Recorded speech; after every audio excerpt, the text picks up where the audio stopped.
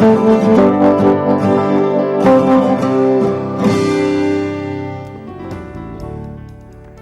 अस्सलाम वालेकुम, सलाम पाकिस्तान में सबको खुशामदीद। नाज़िया मलिक आपके साथ, और आज मैं आपको कुछ टिप्स भी दूंगी। बहुत दिन हो गए टिप्स नहीं दी थी। अक्सर आजकल ये है कि थोड़ा सा ऐसा होना चाहिए कि आपको घरेलू टिप्स वगैरह जो दे रही थी, क्योंकि मेरी टिप्स बड़ी आसान सी होती हैं और मैं आपको वही वाली दे रही थी जो मैं खुद इस्तेमाल करती हूँ। तो खैर अभी जो मैं बात करूँगी स्पेशली पानी के हवाले से भी बहुत, इसमें देखिए बहुत इंपॉर्टेंस है पानी की। स्पेशली जब आप पानी पीते हैं इससे स्किन भी अच्छी होती है। स्पेशली वो लोग जिनको कॉन्स्टिपेशन का बहुत ज़्यादा प्रॉब्लम होता है, अगर वो पानी का इस्तेमाल करें, स्पेशली खाने से पहले पानी और खाने के दौरान जो है सिर्फ 1-2 पानी ज़रूर पीना चाहिए, और वो भी नीम गर्म, मतलब ठंडा पानी आप ना पिएं। तो आप ये देखिए कि अपनी बॉडी को डिटॉक्सिफाई करने के लिए भी आपकी स्किन अच्छी हो, आपकी बॉडी अच्छी हो। देखिए जहाँ पर स्किन का या बॉडी का कहीं पे भी कोई भी प्रॉब्लम आ रहा होता है, आप ये देखिए कि आपके जिस्म के सब औजार सही काम कर रहे हैं। अगर कहीं पर भी एक भी औजार जो थोड़ा सा गड़बड़ काम कर रहा होगा तो आपकी ऑटोमेटिकली आपकी स्किन का कुछ ना कुछ प्रॉब्लम ज़रूर शुरू हो जाएगा। तो टेस्ट वगैरह कराते रहने चाहिए, अपने आप का ख्याल ज़रूर आप रखें। सारे जो चीज़ें होती हैं, ठीक है हम आपको टोटके ज़रूर बताते हैं, लेकिन फिर कई दफ़ा टोटके काम नहीं कर रहे होते, तो आप चेकअप जो है टेस्ट ज़रूर करवाएं, ताकि आपका पता चले कि कौन सी बॉडी पार्ट जो है कहाँ पर गड़बड़ कर रहा है। तो इसके अलावा ये कि जो हम डेली रूटीन में अपने आप को रखते हैं, डेली रूटीन में जो हम चला रहे होते हैं चीज़ें, वो आप ज़रूर शामिल रखें। पानी के इस्तेमाल शामिल रखें।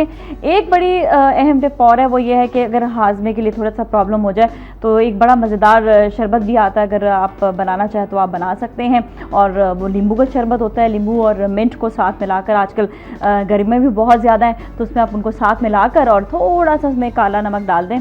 लेकिन ये कि उस पर एक चीज़ का और ज़रा ख्याल रखिएगा कि आप जो उसमें आप डाल रहे हैं वो जो है बिल्कुल जो है ना, मतलब ऐसा ना हो कि जो हमारे जो ब्लड प्रेशर के मरीज़ हैं उनको ज़रा सा प्रॉब्लम हो, और इस वजह से आप उसमें जो है ना, जो आप डाल रहे हैं ना काला नमक, वो सिर्फ उनके लिए है जिनको ब्लड प्रेशर का प्रॉब्लम नहीं है। और जिनको ब्लड प्रेशर का प्रॉब्लम, वो सादा भी इसको पी सकते हैं, उनके लिए इतना ज़्यादा प्रॉब्लम नहीं होगा। लेकिन अगेन यही वाली चीज़ आती है कि सिर्फ और सिर्फ नींबू उसका इस्तेमाल अब आपने जो है वो कर लिया, लेकिन ये कि नींबू के छिलके आपने नहीं फेंकने।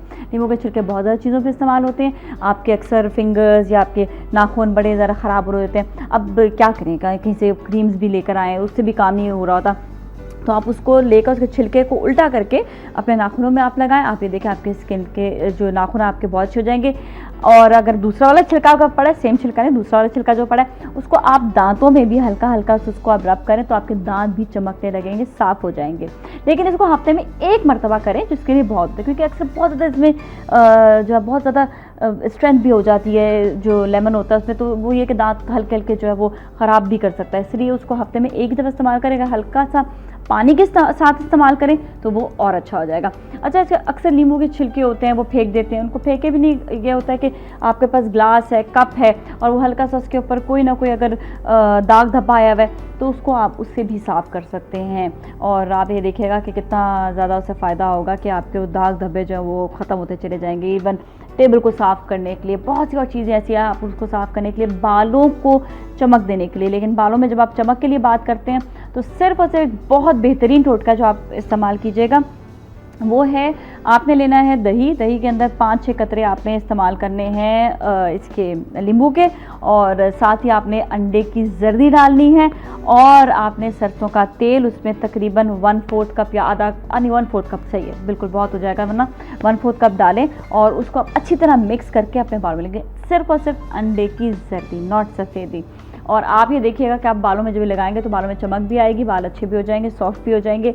और उसके बाद आप अच्छे से शैम्पू से बाल धो दें, लेकिन तकरीबन 1 घंटे तक इसको आप लगा लेने दें। और जिनके बाल जो हैं बहुत ज़्यादा ड्राई हैं वो नींबू ना डालें तो उनके लिए बेहतर, उनके बाल वैसे ही बहुत अच्छे और चमकदार हो जाएंगे। आप ये देखिएगा, यह आजमाया हुआ टिप है, इसलिए मैंने खुद आपको बताया। बहुत से लोग शिकायत कर रहे होते हैं कि हमारे बाल बहुत ज़्यादा ख़राब हो रहे हैं, शाइन नहीं आ रही है, तो शाइन के लिए ये बेहतरीन टोटका है।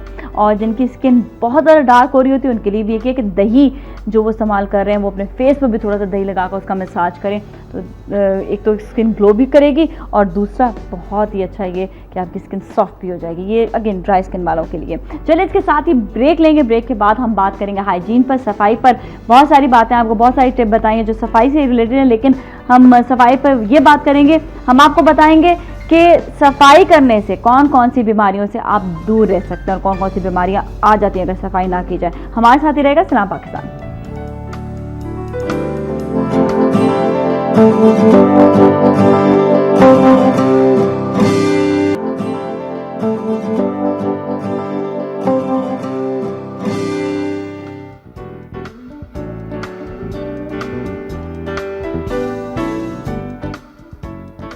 Welcome back. और अब मैं आपकी मुलाकात करवाऊंगी, हमारे साथ डॉक्टर साहबा मौजूद हैं जो बात करेंगी हाइजीन पर। हाइजीन देखिए कितना इंपॉर्टेंट है इंसान की ज़िंदगी में। बहुत सारी बीमारियां इस वजह से आती हैं कि अगर हाइजीन ना हो, अगर सफाई का ख्याल ना रखा जाए तो बहुत सारी बीमारियों पर आज बात करेंगे। एक बीमारी पर नहीं, मेरे साथ मौजूद है डॉक्टर राबिया जो फैमिली फिजिशियन है। अस्सलाम वालेकुम, कैसे हैं? ठीक ठाक है, खैरियत से हैं? वालेकुम अस्सलाम, मैं ठीक हूँ, आप कैसी हैं? लोग ये समझते हैं जी बीमारी होगी, एक बीमारी, ये बीमारी, वो बीमारी, लेकिन यहाँ पर समझ नहीं आता कि जब तक आप सफाई का ख्याल नहीं रखेंगे, अपने आप की सफाई का ख्याल नहीं रखेंगे, अपने माहौल की सफाई का ख्याल नहीं रखेंगे तो ढेरों जरासीम जमा होंगे और बहुत सारी बीमारियाँ आएंगी। तो सबसे पहले तो हम ये जानेंगे कि कौन कौन सी बीमारियाँ गंदगी की वजह से होती है जहाँ पर आपने हाइजीन का ख्याल नहीं रखते। देखिए, सबसे पहले तो वही बात है कि जैसे हमारा टॉपिक हाइजीन है, हम यही बात करेंगे कि हाइजीन बेसिकली है क्या। हाइजीन का मतलब है सफाई। और अगर हम अपने सिर्फ मजहब ही देखें तो हमारा मजहब ये कहता है कि सफाई निस्फ़ ईमान है। यानी अच्छा, हाइजीन को फिर हमने डिवाइड कर लिया पर्सनल हाइजीन में और फिर एनवायरमेंटल हाइजीन में। पर्सनल हाइजीन पर अगर हम बात करें तो चूंकि हम हेड टू टो की बात करेंगे तो पर्सनल हाइजीन आपकी एक ओरल हाइजीन कहलाती है कि आपके मुंह की हाइजीन, एंड देन आपकी बॉडी की हाइजीन। अब अगर हम इन दोनों को डिवाइड करते हुए बताएंगे तो उसमें इस तरह है कि बॉडी की हाइजीन, अगर आपके गम्स या आपका माउथ जो है वो हेल्दी नहीं है तो उसके अंदर आपको गम्स के प्रॉब्लम्स आएंगे, आपको उसके अंदर टीथ के प्रॉब्लम आएंगे, टंग के प्रॉब्लम आएंगे, या जिसको आप अंदर का सॉफ्ट पैलेट कहें कि गले का। आप देखें बहुत सारे लोगों को, वेरी सैड टू से, लेकिन बहुत सारे लोगों को इवन ब्रशिंग करने की आदत नहीं होती कि they are not regular brushing. सुबह उठ के वो निहार मुंह ही कुछ खा लेते हैं या पी लेते हैं। बहुत सारे बच्चे अगर आप देखें तो स्कूलों में पेरेंट्स इस चीज़ को नहीं इनकरेज कर रहे होते कि आपको अपने बच्चों को, और वही बात हमेशा से कि अगर आप खुद ठीक होंगे, अगर आप अपनी हाइजीन का ख्याल रखेंगे तो आपका बच्चा खुद ब खुद करेगा। बच्चे वो ही करते हैं जो पेरेंट्स उनको सिखा रहे हो। अच्छा, जिस तरह का माहौल चल रहा होता है ना, वही वाली जिसके अंदर अगर मैं टर्मिनोलॉजी में आऊँ तो आपके बहुत सारे मुंह के इश्यूज होते हैं, बहुत सारे बैक्टीरियाज होते हैं, वायरल इन्फेक्शन होते हैं जो हमेशा उन्हीं बॉडीज पे ज़्यादा अटैक कर रहे होते हैं जो बॉडीज वीक होती हैं। अब वीक दोनों सूरतों में है, यानी कि बॉडी की इंटरनल वीकनेस और जो एनवायरनमेंट से हम ले रहे हैं। इसी तरह अगर हम बॉडी की बात करें हाइजीन पे तो बॉडी से अगर हम शुरू करें तो हम आउटर टू इनर जाते हैं, यानी हमारी स्किन बॉडी का सबसे बड़ा ऑर्गन है। अगर इसकी आपने प्रॉपर हाइजीन नहीं रखी तो इस पर डिफरेंट इन्फेक्शंस है, वायरल इन्फेक्शंस है, फंगल इन्फेक्शंस है, बैक्टीरियल इन्फेक्शंस है, जिनको हम आम जुबान में अगर समझाएं तो फफूंदी, स्किन की फफूंदी होती है, बॉयल्स होते हैं। बॉयल्स हम कहते हैं जिनको आप फोड़े, फिंसियाँ कहते हैं। एक्नी के गो के इन्वायरमेंटल मतलब अंदरूनी फैक्टर्स भी हैं, बॉडी के इंटरनल फैक्टर्स भी हैं, हार्मोन्स का बहुत इंपॉर्टेंट रोल है।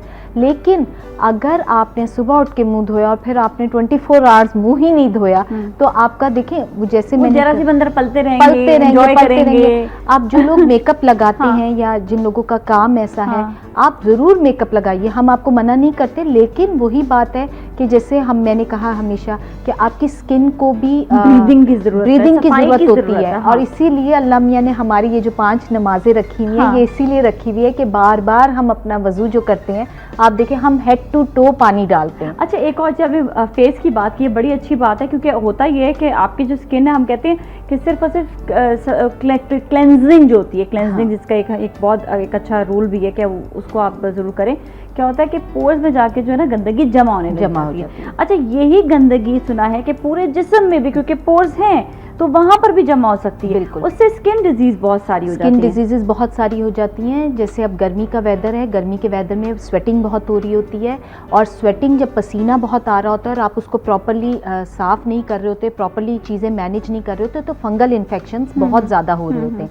यानी देखिए, आपने पाँव में सॉक्स पहने, आपने आके अपने पाँव से सॉक्स उतारने हैं, उनको धोना है, अपने पाँव को भी धोना है क्योंकि उस वक्त स्वेटिंग हुई हुई होती है। अब अगर आपने वो सॉक्स लपेट के रख दिए, एक तो वो वैसे ही इतने स्मेली हो रहे होते गर्मी में, और अगर आपने नेक्स्ट डे दोबारा उठा के उन सॉक्स को पहन लिया, एंड ये मैं हमेशा कहती हूँ कि बहुत सारे लोगों को आदत होती है कि बच्चों की यूनिफॉर्म या जो डेली वेयर के कपड़े होते कि ट्राउज़र है तो तुम एक ट्राउज़र को 3 दफ़ा पहन लो, या यूनिफॉर्म है तो इसकी लॉन्ड्री तो वीकली होगी, अब बच्चों की यूनिफॉर्म तो वीकली धुलेंगे नहीं, आप चाहे उसके लिए डिटर्जेंट्स ना यूज़ करें, लेकिन उसको प्लेन वाटर से ज़रूर निकालिए, वॉश ज़रूर कीजिए। आप बच्चों के, बड़ों के जितने भी अंडर गारमेंट्स होते हैं उनको कभी भी, ये जो हमारे यहाँ एक सिस्टम होता है हवा लगवा दी, हवा लगवाने वाला कोई सिस्टम नहीं होता। चलें हवा भी लगा दें, ये भी करें, लेकिन एटलीस्ट उसको वॉश, इससे आप बहुत सारे इन्फेक्शन से क्योर हो सकते हैं, बच सकते हैं।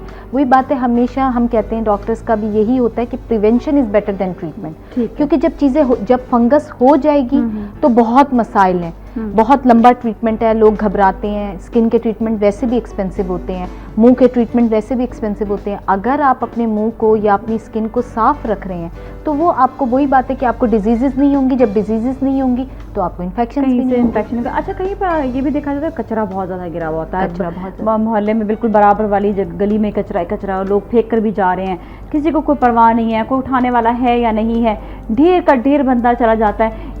इस कचरे से जो वहाँ पर इस वक्त बन रहा है, क्या क्या प्रॉब्लम आती है? देखें, जो कचरा बन रहा होता है उससे आप देखें, अगर आप उससे जनरलाइज देखें तो हमेशा जहाँ कचरा होगा, जहाँ खड़ा पानी होगा, जहाँ गंदगी होगी, वहाँ मच्छर और मक्खी बहुत बनेंगे। और मच्छर और मक्खी ये वाहिद ऐसी चीज़ें हैं कि जो हम लोगों के अपने हाथ में होती है कि हम इनकी पैदावार करवा रहे होते हैं। आप ये सिर्फ देखें कि अगर मक्खी हो रही है और मक्खी से इतने सारे पेट के गैस्ट्रो आपका हो रहा होता है, उसके अलावा जनरलाइज में अगर आप मच्छर देखें तो मलेरिया, डेंगू, जिन पे हम लोग कंट्रोल करना हमारे लिए मुश्किल हो गया।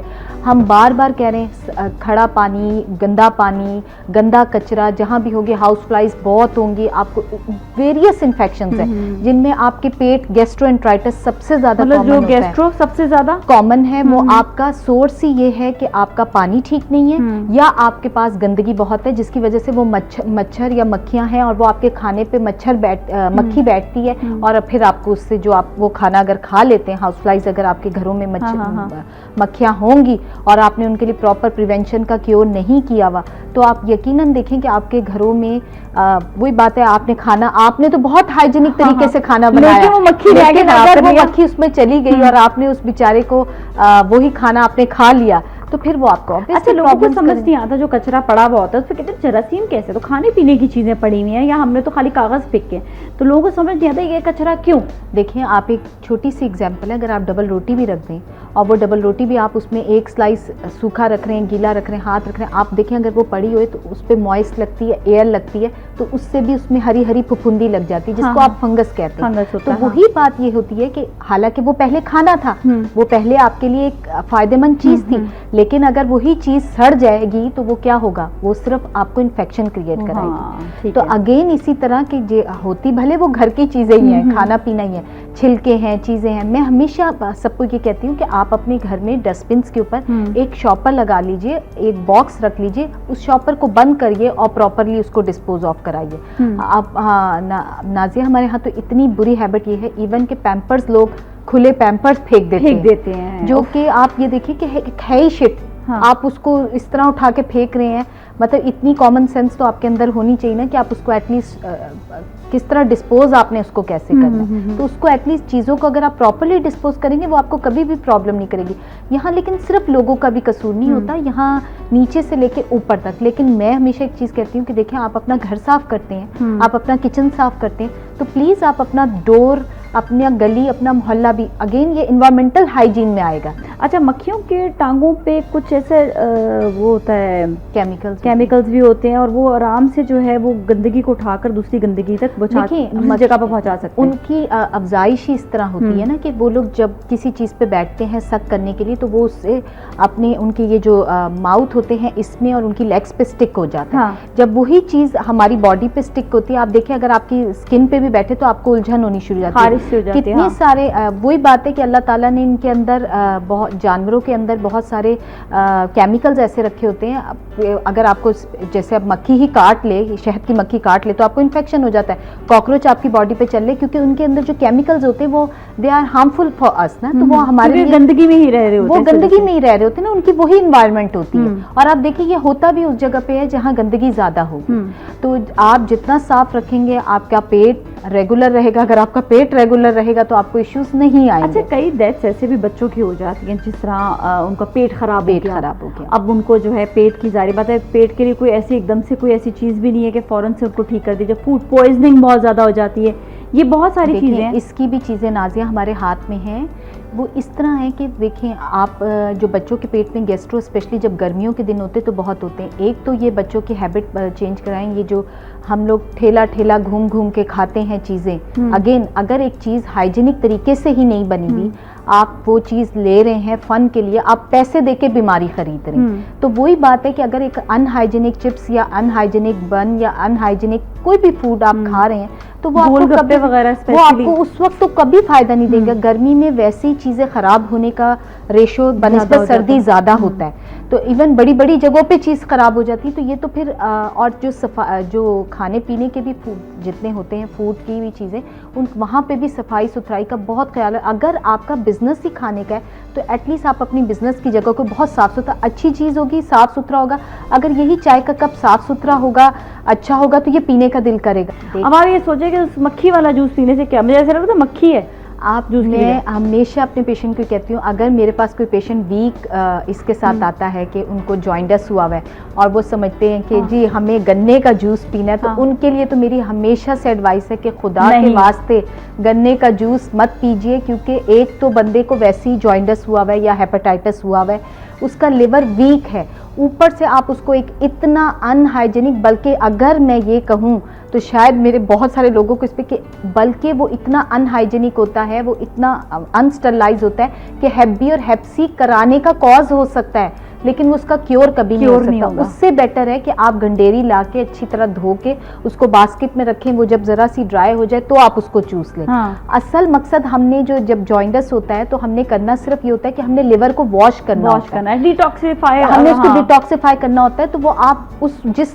मौसम में भी आपको जॉइंडस होता है, आप उस मौसम का फल और सब्जी का इस्तेमाल अगर ज्यादा शुरू कर देंगे तो वो ऑलरेडी आपका लिवर साफ हो जाता है। उसके अलावा ग्लूकोज आते हैं आपके पास मुख्तलिफ नामों से, आप सिंपल अगर वो भी पिएंगे, और यही चीज़ हम बेसिकली जो आईवी फ्लूइड लगा के भी कर रहे होते हैं, वो यही होता है कि आपका उसके अंदर हम ऐसे इंजेक्शंस डाल रहे होते हैं कि जिससे आपका लिवर वॉश हो रहा होता है, क्योंकि लिवर को उस वक्त सिर्फ वॉश कराना होता है और कोई चीज़ नहीं करानी होती। तो अगर आप जूसेस पिए, और वो वही बात है कि प्रिजर्वेटिव जूसों से अच्छा है कि आप खुद घर में ला के फ्रेश बना के पी लें, वो ज़्यादा बेटर है। आप वैसे ही फल खा लें, वैसे ही ऑरेंज खा लें, बनिस्बत इसके कि आप रुक के किसी से ऑरेंज का जूस वो पिए, अगर वो अनहाइजेनिक बना हुआ है तो वो आप, अल्लाह ने एक फल बनाया है जिसे क्लोज बनाया हुआ है और उसको देखे कि इसको जरासीम से उसको पाक रखा हुआ है, तो दैट मीन्स कि वो जरासीम उसके अंदर नहीं है इस वक्त। तो अब ये कि आप उसको जो उसको साफ सुथरे तरीके से खाएं तो ज़्यादा अच्छा है।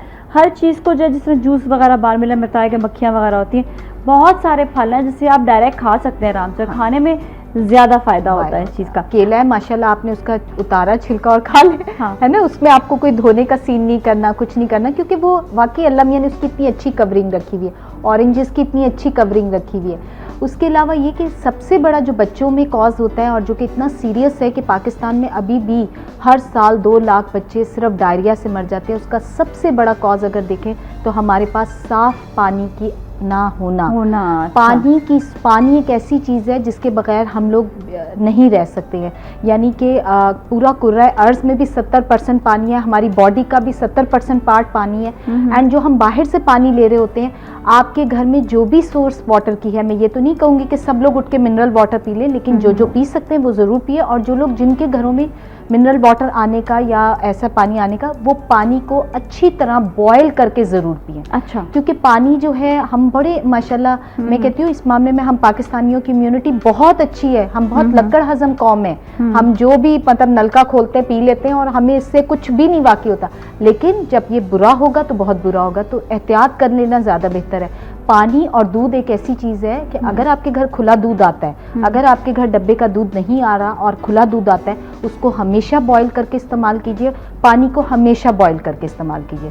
क्यों? क्योंकि हमारे यहाँ पाकिस्तान में अभी भी टीबी बहुत है, ट्यूबरक्लोसिस, और उसका सबसे बड़ा कॉज ये है कि हमारी मोस्टली गाय भैंसों को टीबी होती है। अच्छा, उसकी वजह से तो वो दूध जो हम ले रहे होते हैं, अगर आपने उस दूध को प्रॉपरली बॉयल नहीं किया है तो वो आपको फ़ायदा नहीं देगा। होता है ना, बहुत सारे लोग कहते हैं कच्चा दूध, तो कच्चा दूध, क्योंकि देखिए वो दूध ऑलरेडी इतना गंदे तरीके से आ रहा होता है, बहुत कम होंगे ना कि जिनके घरों में भैंस होगी और वो साफ सुथरा दूध पी रहे होंगे। तो इसीलिए जो आई डोंट नो कि अब इस पर हम डिबेट कर सकते हैं कि ये जो हम टेट्रा पैक दूध पीते हैं उसका रीजन ही ये है कि ये UHT ट्रीटेड होता क्या है। ये बेसिकली पेस्चराइज मिल्क होता है, यानी हम बहुत तेजी से दूध को गर्म करते हैं और फिर उसी तेजी से ठंडा करते हैं, जिसमें उसकी ग़िज़ाइयत खत्म नहीं होती। ग़िज़ाइयत नहीं खत्म होती, इसमें TB के जरासीम मर जाते हैं। अच्छा, अब वही बात है कि लोगों को ये समझाना कि जी यहाँ हम इस चीज को नहीं मैं कहूंगी कि आप लोग जो लोग पी सकते हैं वो जरूर पिए, और ये चीज कहना कि और अगर जो लोग खुला दूध ले रहे हैं तो उसको वो अच्छी तरह बॉयल करके फिर आपने अपनी जरूरत के हिसाब से, यानी आपने जैसे सुबह जितना भी आपके घर में 1 किलो लेना है, 2 किलो लेना है, आधा किलो लेना है, उसको बॉयल करके फिर आप उसको बेशक सारा दिन यूज करते रहें, वो आपको प्रॉब्लम नहीं करेगा। अच्छा, इसी तरह पानी भी, क्योंकि आप गैस्ट्रो से बचेंगे। आप देखिए छोटे बच्चे होते हैं और डायरिया बेसिकली ये है कि आपके जिस्म का पानी और नमक खत्म हो जाता है। एग्जैक्टली, चलिए सही है, ठीक है, चलिए हम मजीद इस पे बात करेंगे और अभी ये भी बात करेंगे कि कौन कौन सी बीमारियां जो हैं वो क्या क्या नुकसानात भी देती हैं। हमारे साथ ही रहेगा सलाम पाकिस्तान।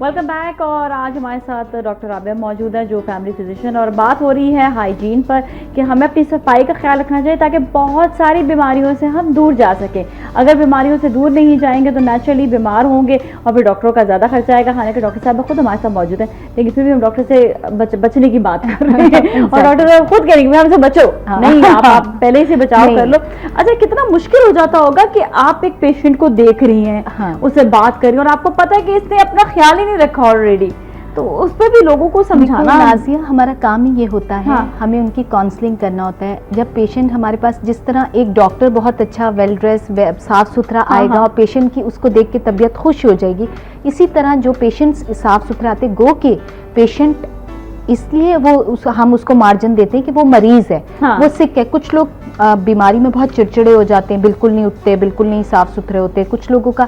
लेकिन मैं फिर भी ये कहूँगी कि अगर आपकी हल्की फुल्की जनरलाइज वीकनेस है, हमारे मजहब भी हमें यही सिखाता है और हमारा राइट भी यही बनता है कि हम हर दौर में सकते, आप साफ नहीं हो सकते सिवाय इसके कि अगर बच्चे को या बच्ची को नमूनिया हुआ है, आपका चेस्ट बहुत वीक है, तो उनको भी हम ये कहते हैं कि आप अपना चेस्ट कवर करके चेस्ट को कवर कर लीजिए, बाकी आप स्पंजिंग कर सकते हैं। हाथ है, पाँव है, मुंह है, दांत है। बहुत ज्यादा जो तेज बुखार तो कहते हैं कि थोड़ा आप उसमें बल्कि नहला दें, हम कोल्ड बाथ दे रहे होते हैं, स्पंजिंग कर रहे होते हैं, तो वो स्पिरिट स्वैप दे रहे होते हैं सो दैट कि बॉडी का टेम्परेचर, क्योंकि बॉडी का टेम्परेचर एकदम बढ़ रहा होता है ना, तो उसको कम करने के लिए हम यही चीजें करते हैं। अच्छा, गर्मियों में अपने आप को, क्योंकि जाहिर बात है खाली नहाने से भी इंसान का ये है कि बहुत ज़्यादा फ़र्क नहीं पड़ता, तो क्या ऐसी कोई चीज़ इस्तेमाल कर सकते हैं कि जिससे बिल्कुल भी जरासीम जो है करीब ना आए? देखिए, अगर आप नाजिया होम रेमेडीज़ में बात करेंगी, मैं हमेशा पेशेंट्स को कहती हूँ कि गर्मियों में स्किन इन्फेक्शंस बहुत तेज़ी से बढ़ जाते हैं, गर्मियों में UTI बहुत बढ़ जाता है। जहाँ तक सारी बातें कि आपने बहुत सारा पानी पीना है, सादा पानी,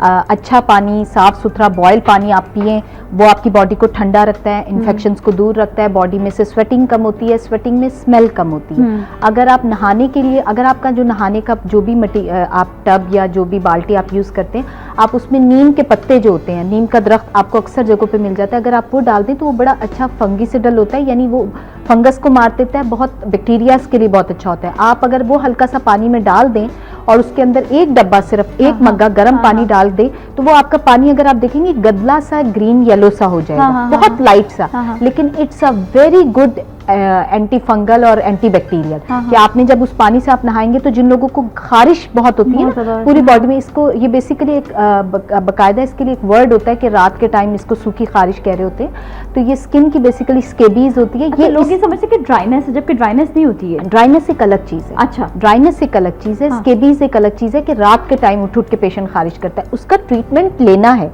मैं ये नहीं कह रही कि आपने ट्रीटमेंट नहीं लेना, लेकिन मैं एक जनरलाइज बता रही हूँ कि ये चीज़ें बॉडी को बड़ा फ्रेश रखती हैं। इसी तरह जैसे आप फिटकरी होती है, आप फिटकरी को अगर पीस के बिल्कुल पाउडर बना के वो जो पाउडर के लिए एक आता है बॉक्स, आप उसमें रख लें। और आप अगर आपके पास डिओड्रेंट आप नहीं ले सकते, सब कुछ महंगा होता है, तो फिर आप आसानी के लिए बहुत इकोनॉमिकल चीजें भी हैं, हाँ। लेकिन आप अगर हल्का सा वो पफिंग कर लेंगे नहा के, तो आपको कम स्वेट आएगा, स्वेट में आपकी स्मेल नहीं आएगी। तो वो जो एक मखसूस पसीने की, क्योंकि अच्छा अगेन वो भी बास लोगों को इसलिए ही ज्यादा आ रहा होता है कि पानी का इंटेक कम कर देते हैं लोग। अच्छा, गर्मियों में जितना लाइट पहनेंगे, जितना कॉटन पहनेंगे, लिलन पहनेंगे, यानी वो कपड़ा जिसमें से एयर पास हो जाए, वो आपको ज्यादा बेनिफिट देगा बनिस्बत इसके वेरी टाइट क्लोथिंग अगर आपने पहनी हुई। और फिर आपका घर की घरेलू खवातीन आप हैं, आप वर्किंग लेडी हैं, आपको इस चीज पे डिपेंड करता है। अगेन जैसे बच्चों का यूनिफॉर्म में हल्का सा मिक्स होता है क्योंकि उसकी क्रीज वगैरह, तो आप बच्चों के यूनिफॉर्म को डेली वॉश कर ले, आपको हार्डली 5 मिनट्स लगेंगे, 10 मिनट्स लगेंगे, इससे ज्यादा टाइम नहीं लगेगा। अगर आपने डिटर्जेंट्स में नहीं भी डालना तो आप उसको प्लेन वाटर से निकाल लेंगे, तो एक तो बच्चे का यूनिफॉर्म का material with the passage of time पतला होता जाएगा, थोड़ा हल्का होता जाएगा, और वही बात है कि वो साफ सुथरा हो चुका हो। साफ सुथरा, अच्छा सही है। अच्छा, एक और चीज़ ये भी कि नहाना, बच्चों को कितना नहलाना चाहिए और खुद इंसान को कितना नहाना चाहिए दिन में? देखें, बहुत एक्सट्रीम की बात नहीं करेंगे, लेकिन हल्की सर्दी जैसी कराची की सर्दी होती है और हमारी गर्मियों की, जनरलाइज गर्मी तो सब जगह आप दिन में 2 दफ़ा नहाएं, 1 दफ़ा नहाएं, इट्स बेटर कि आप डेली नहाएं। अगर आपके पास पानी है, अगर आपके पास बिजली है, तो आप इसका जरूर फायदा उठाइए, पानी को वेस्ट नहीं कीजिए, लेकिन डेली नहाएं जरूर। कोई भी antibacterial soap according to your skin आप लेंगे। अगर अब किसी को स्किन की कोई इशू है, स्किन का कोई प्रॉब्लम है या ड्राइनेस का प्रॉब्लम है, और वो ये बहुत हार्ड सोप्स यूज करने शुरू कर दे, तो उसको फायदा नहीं होगा। अगर आपको कोई प्रॉब्लम नहीं, आप एक नॉर्मल बंदे हैं, तो आप जरूर कोई भी एंटीबैक्टीरियल सोप ले लें, एंटीबैक्टीरियल वो ले लें, बाथ वॉश ले लीजिए।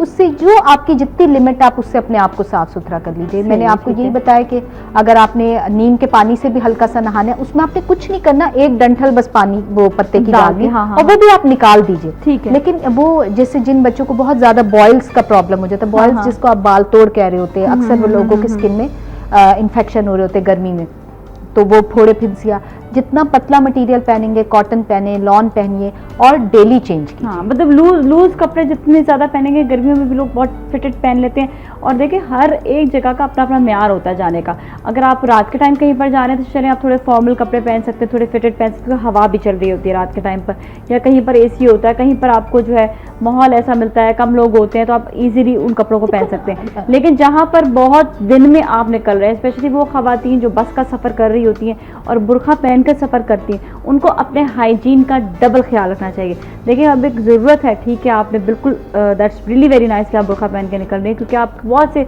लोगों से आप प्रोटेक्ट हो रही होती हैं, लेकिन ये कि अपने हाइजीन का ख्याल ज़रूर रखें। अच्छा, बुरखा भी अक्सर औकात नहीं धोया जाता, सेम बुरखा जो है वो एवरीडे यूज किया जाता है। मैं यही कहना चाह रही हूँ, कहने का मकसद यही है कि आप जो भी कपड़ा यूज करते हैं गर्मी में, उसको कोशिश कीजिए कि ज़रूर, एक तो अगेन उसमें भी आपके पास बुरके में भी मटेरियल होते हैं, आपके पास कॉटन भी है, आपके पास पतला भी है, आपके पास मोटा जॉर्जेट भी है। पाकिस्तान तो माशाल्लाह इस मामले में ब्लेस्ड मुल्क है कि हमारे पास हर तरह का कपड़ा है। इसी तरह ये जो आपके जितने भी कपड़े जो सी थ्रू कपड़े होते हैं, जिनके नीचे हमें लाइनिंग लगानी होती है, अगेन आप बहुत पतली लाइनिंग भी लगा सकते हैं, लॉन की भी लगा सकते हैं, और वॉश एंड वेयर भी लगा सकते हैं, इट्स अप टू यू।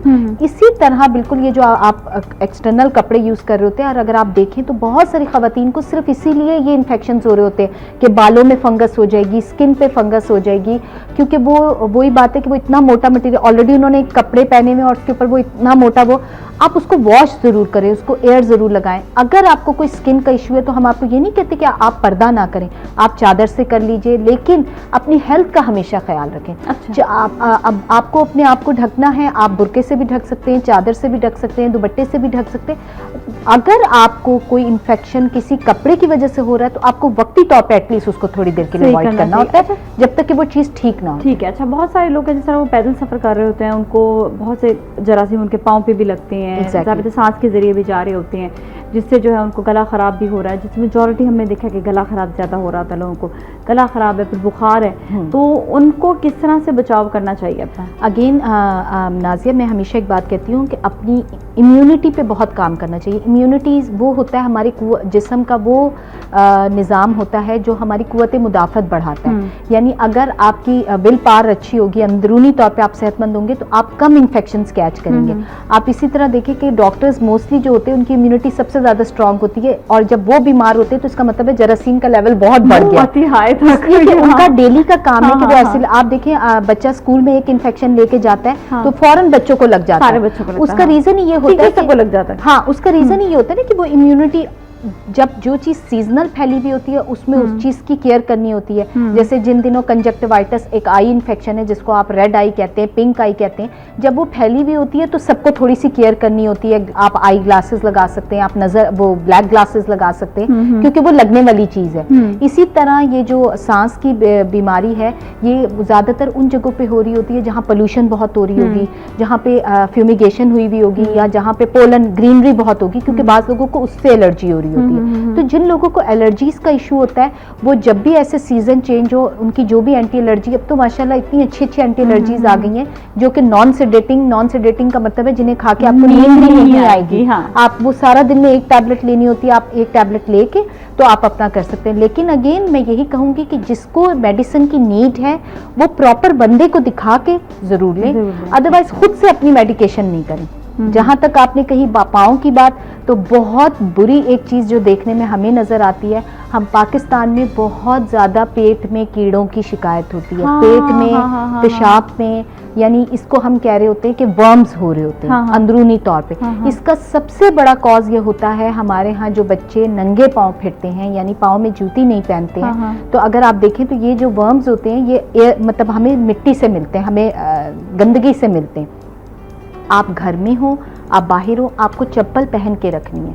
आपका घर का चप्पल अलग होना चाहिए, बाहर का चप्पल अच्छा, यहाँ पर एक और चीज़ का भी बहुत होता है कि जो चप्पलें बाहर से लोग आते हैं वो फौरन से वही लेकर घर के अंदर तक पहुँच जाते हैं, और आप ये सोचिए बाहर की कितनी गंदगी हम अंदर लेकर आ रहे होते हैं। तो नाजिया मैनर्स भी नहीं होते ना कि आप एक घर साफ हुआ है और आप घर के अंदर पूरी चप्पल लेकर आ गए। मैनर्स में भी आता है आपके। लेकिन मेरा ऑब्जेक्शन उन बच्चों पर है जो बच्चे एकदम बेड से उठते हैं और सीधे वॉशरूम जाते हैं और पिशी या पॉटी करके आते हैं, लेकिन उनके पाँव में चप्पल नहीं होती। आप एक दफा डांटे, 2 दफा डांटे बच्चे को, क्योंकि ये हैबिट माओ ने बनानी होती बच्चों की। क्योंकि आप देखिए, आप अगर वो वॉशरूम बच्चा गया है और उसमें कोई ऐसा बंदा अभी वॉशरूम से होके गया है जिसके पेट में ऑलरेडी वर्म्स थे, उसको खुद भी बेचारे को नहीं पता होगा कि वो ये वर्म्स थे या उसमें कोई जरासीम थे। अब वो बच्चा अगर वॉशरूम में जाएगा या वो बच्चा गंदी जगह पे जाके खेलेगा तो वो डेफिनेटली वहां से इन्फेक्शन कैच करेगा। ये आपको, हमें आंखों से नजर नहीं आ रहे होते, माइक्रोस्कोपिक इन्फेक्शंस होते हैं। इनके अंडे बच्चे हमारे पाँव से हमारे पेटों में चले जाते हैं, और इस वक्त पाकिस्तान में अनीमिया का सबसे बड़ा कॉज। अच्छा, हम जरा सा जानेंगे इस बारे में अनीमिया है क्या, लेकिन एक ब्रेक के बाद हमारे साथ ही रहें।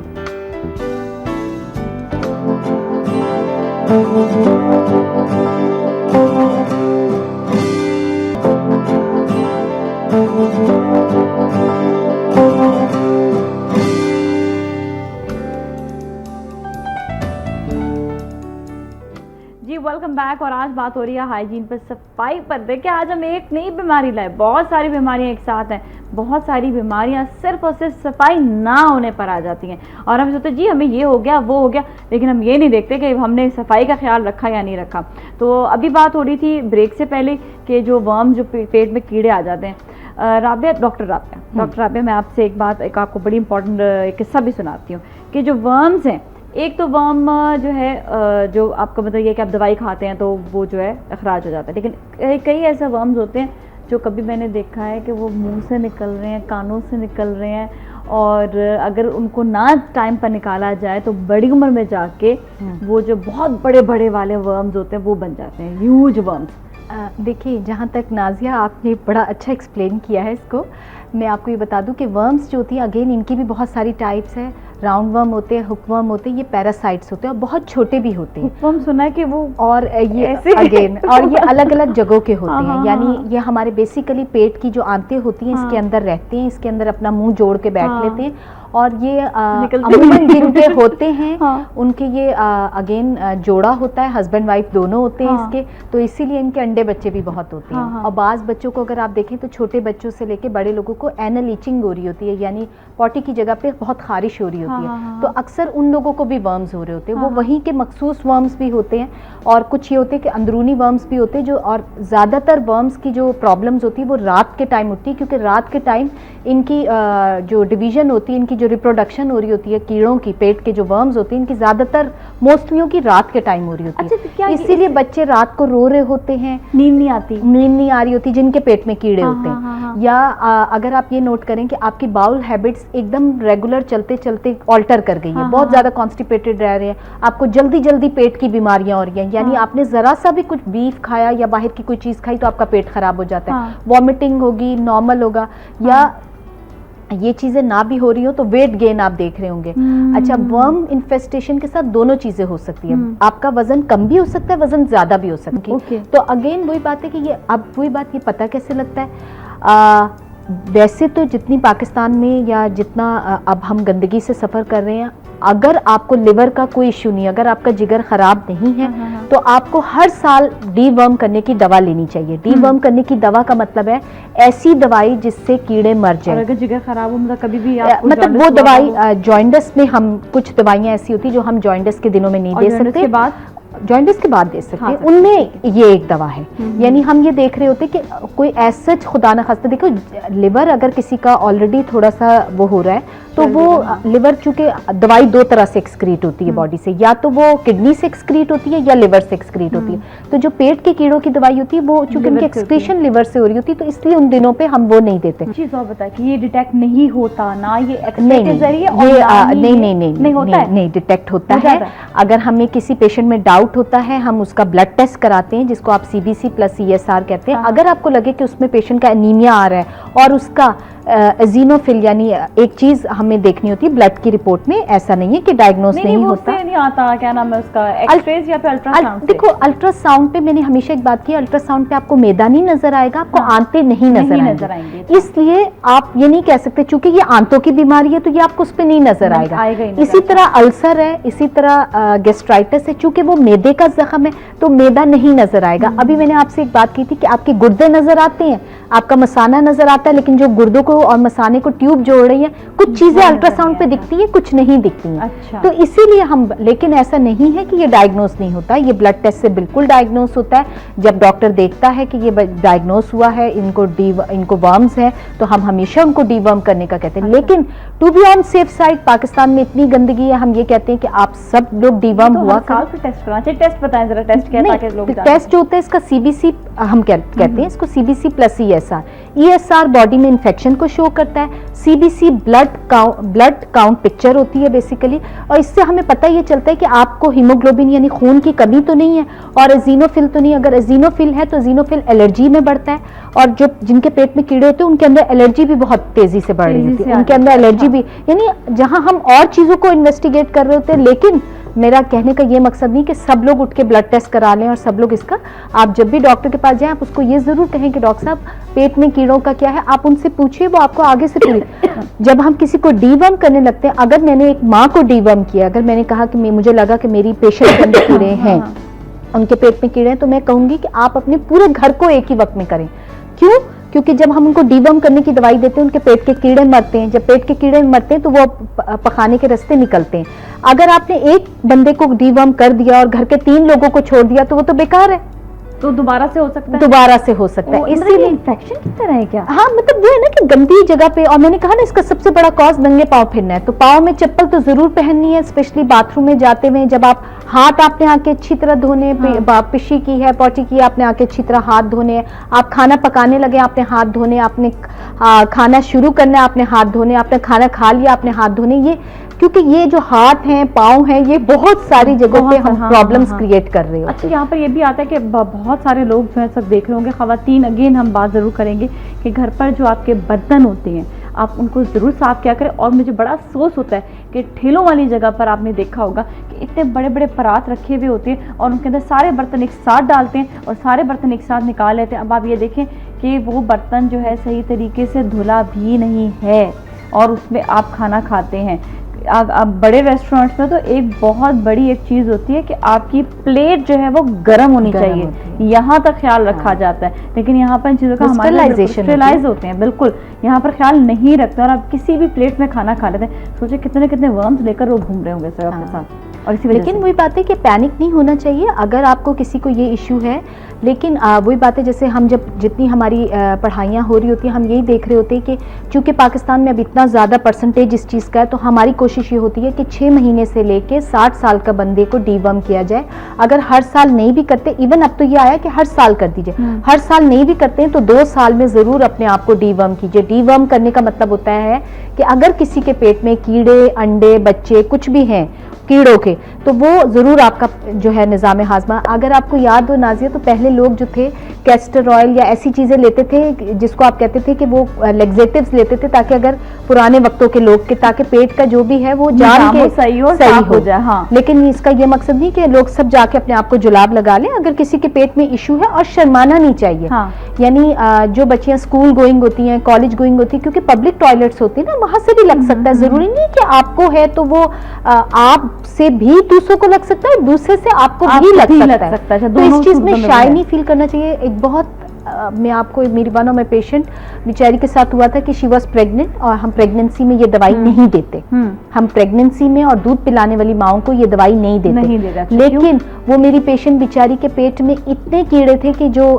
नौजिया हो रहा होता है आपको प्रेगनेंसी का, उसमें उसके हस्बैंड के सामने एक वर्म मुंह से निकल आया था। तो आप ये देखिए ना कि ऐसा भी होता है कि आप करने कुछ गए थे और हो कुछ रहे। कितना एम्बैरेसिंग है उस वक्त। और वही बात है कि जब वो रिपोर्ट हुई कि जी ऐसे हुआ है, और देखे उस वक्त वैसी माँ को अलग हीमोग्लोबिन चाहिए, माँ को अलग आयरन चाहिए, बच्चे को अलग आयरन चाहिए, पेट के कीड़े अलग आयरन खा रहे हैं। तो वो सोचिए ना कि वीक मदर, आपने अक्सर खवातीन को देखा होगा ना, वो मट्टी खाती हैं, वो रीजन ही ये होता है, वो मट्टी इसलिए खा रहे होते हैं कि उनको ये लग रहा होता है कि हम ये खाएंगे तो हमारी जो उनके पेट में अक्सर कीड़े होते हैं, बाज बच्चे ग्राइंडिंग कर रहे होते हैं, ये रात को आप देखें तो उनके दांतों में से एक आवाज आ रही होती है। ये सब चीजें मतलब इंटरलिंक्ड होती हैं। अच्छा। अगर आप देख रहे हैं कि एक बंदा थूक खाना भी सुना है कि ये भी निशानी है, वही बात है, कोई भी खराबी उससे मुंह से थूक आ रहा होता है।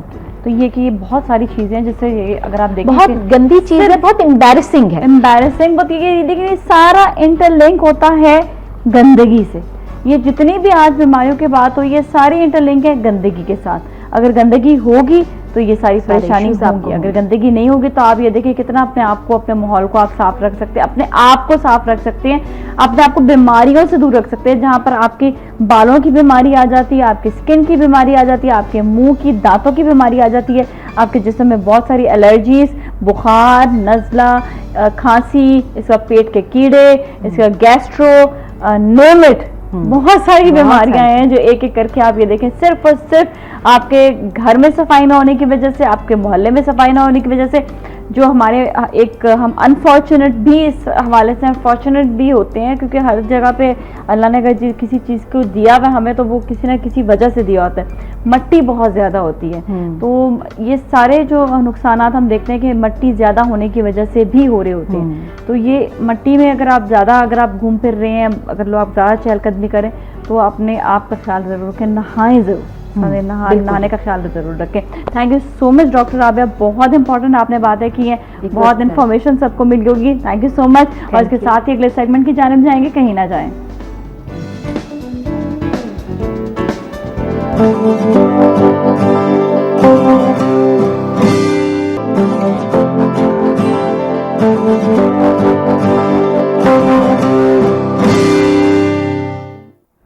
Welcome back. और आज हम बड़ा इंटरेस्टिंग सेगमेंट आपके लिए लेकर आए हैं, और वो सेगमेंट है बहुत अच्छा सा, वो इस वजह से कि इसमें आज जो मुलाकात मैं करवा रही हूँ आपकी उन लोगों से करवा रही हूँ जो ऑन स्क्रीन आपके सामने नहीं होते, लेकिन वो ऑफ स्क्रीन इतने मजे के होते हैं, इतने मजे की बातें कर रहे होते हैं।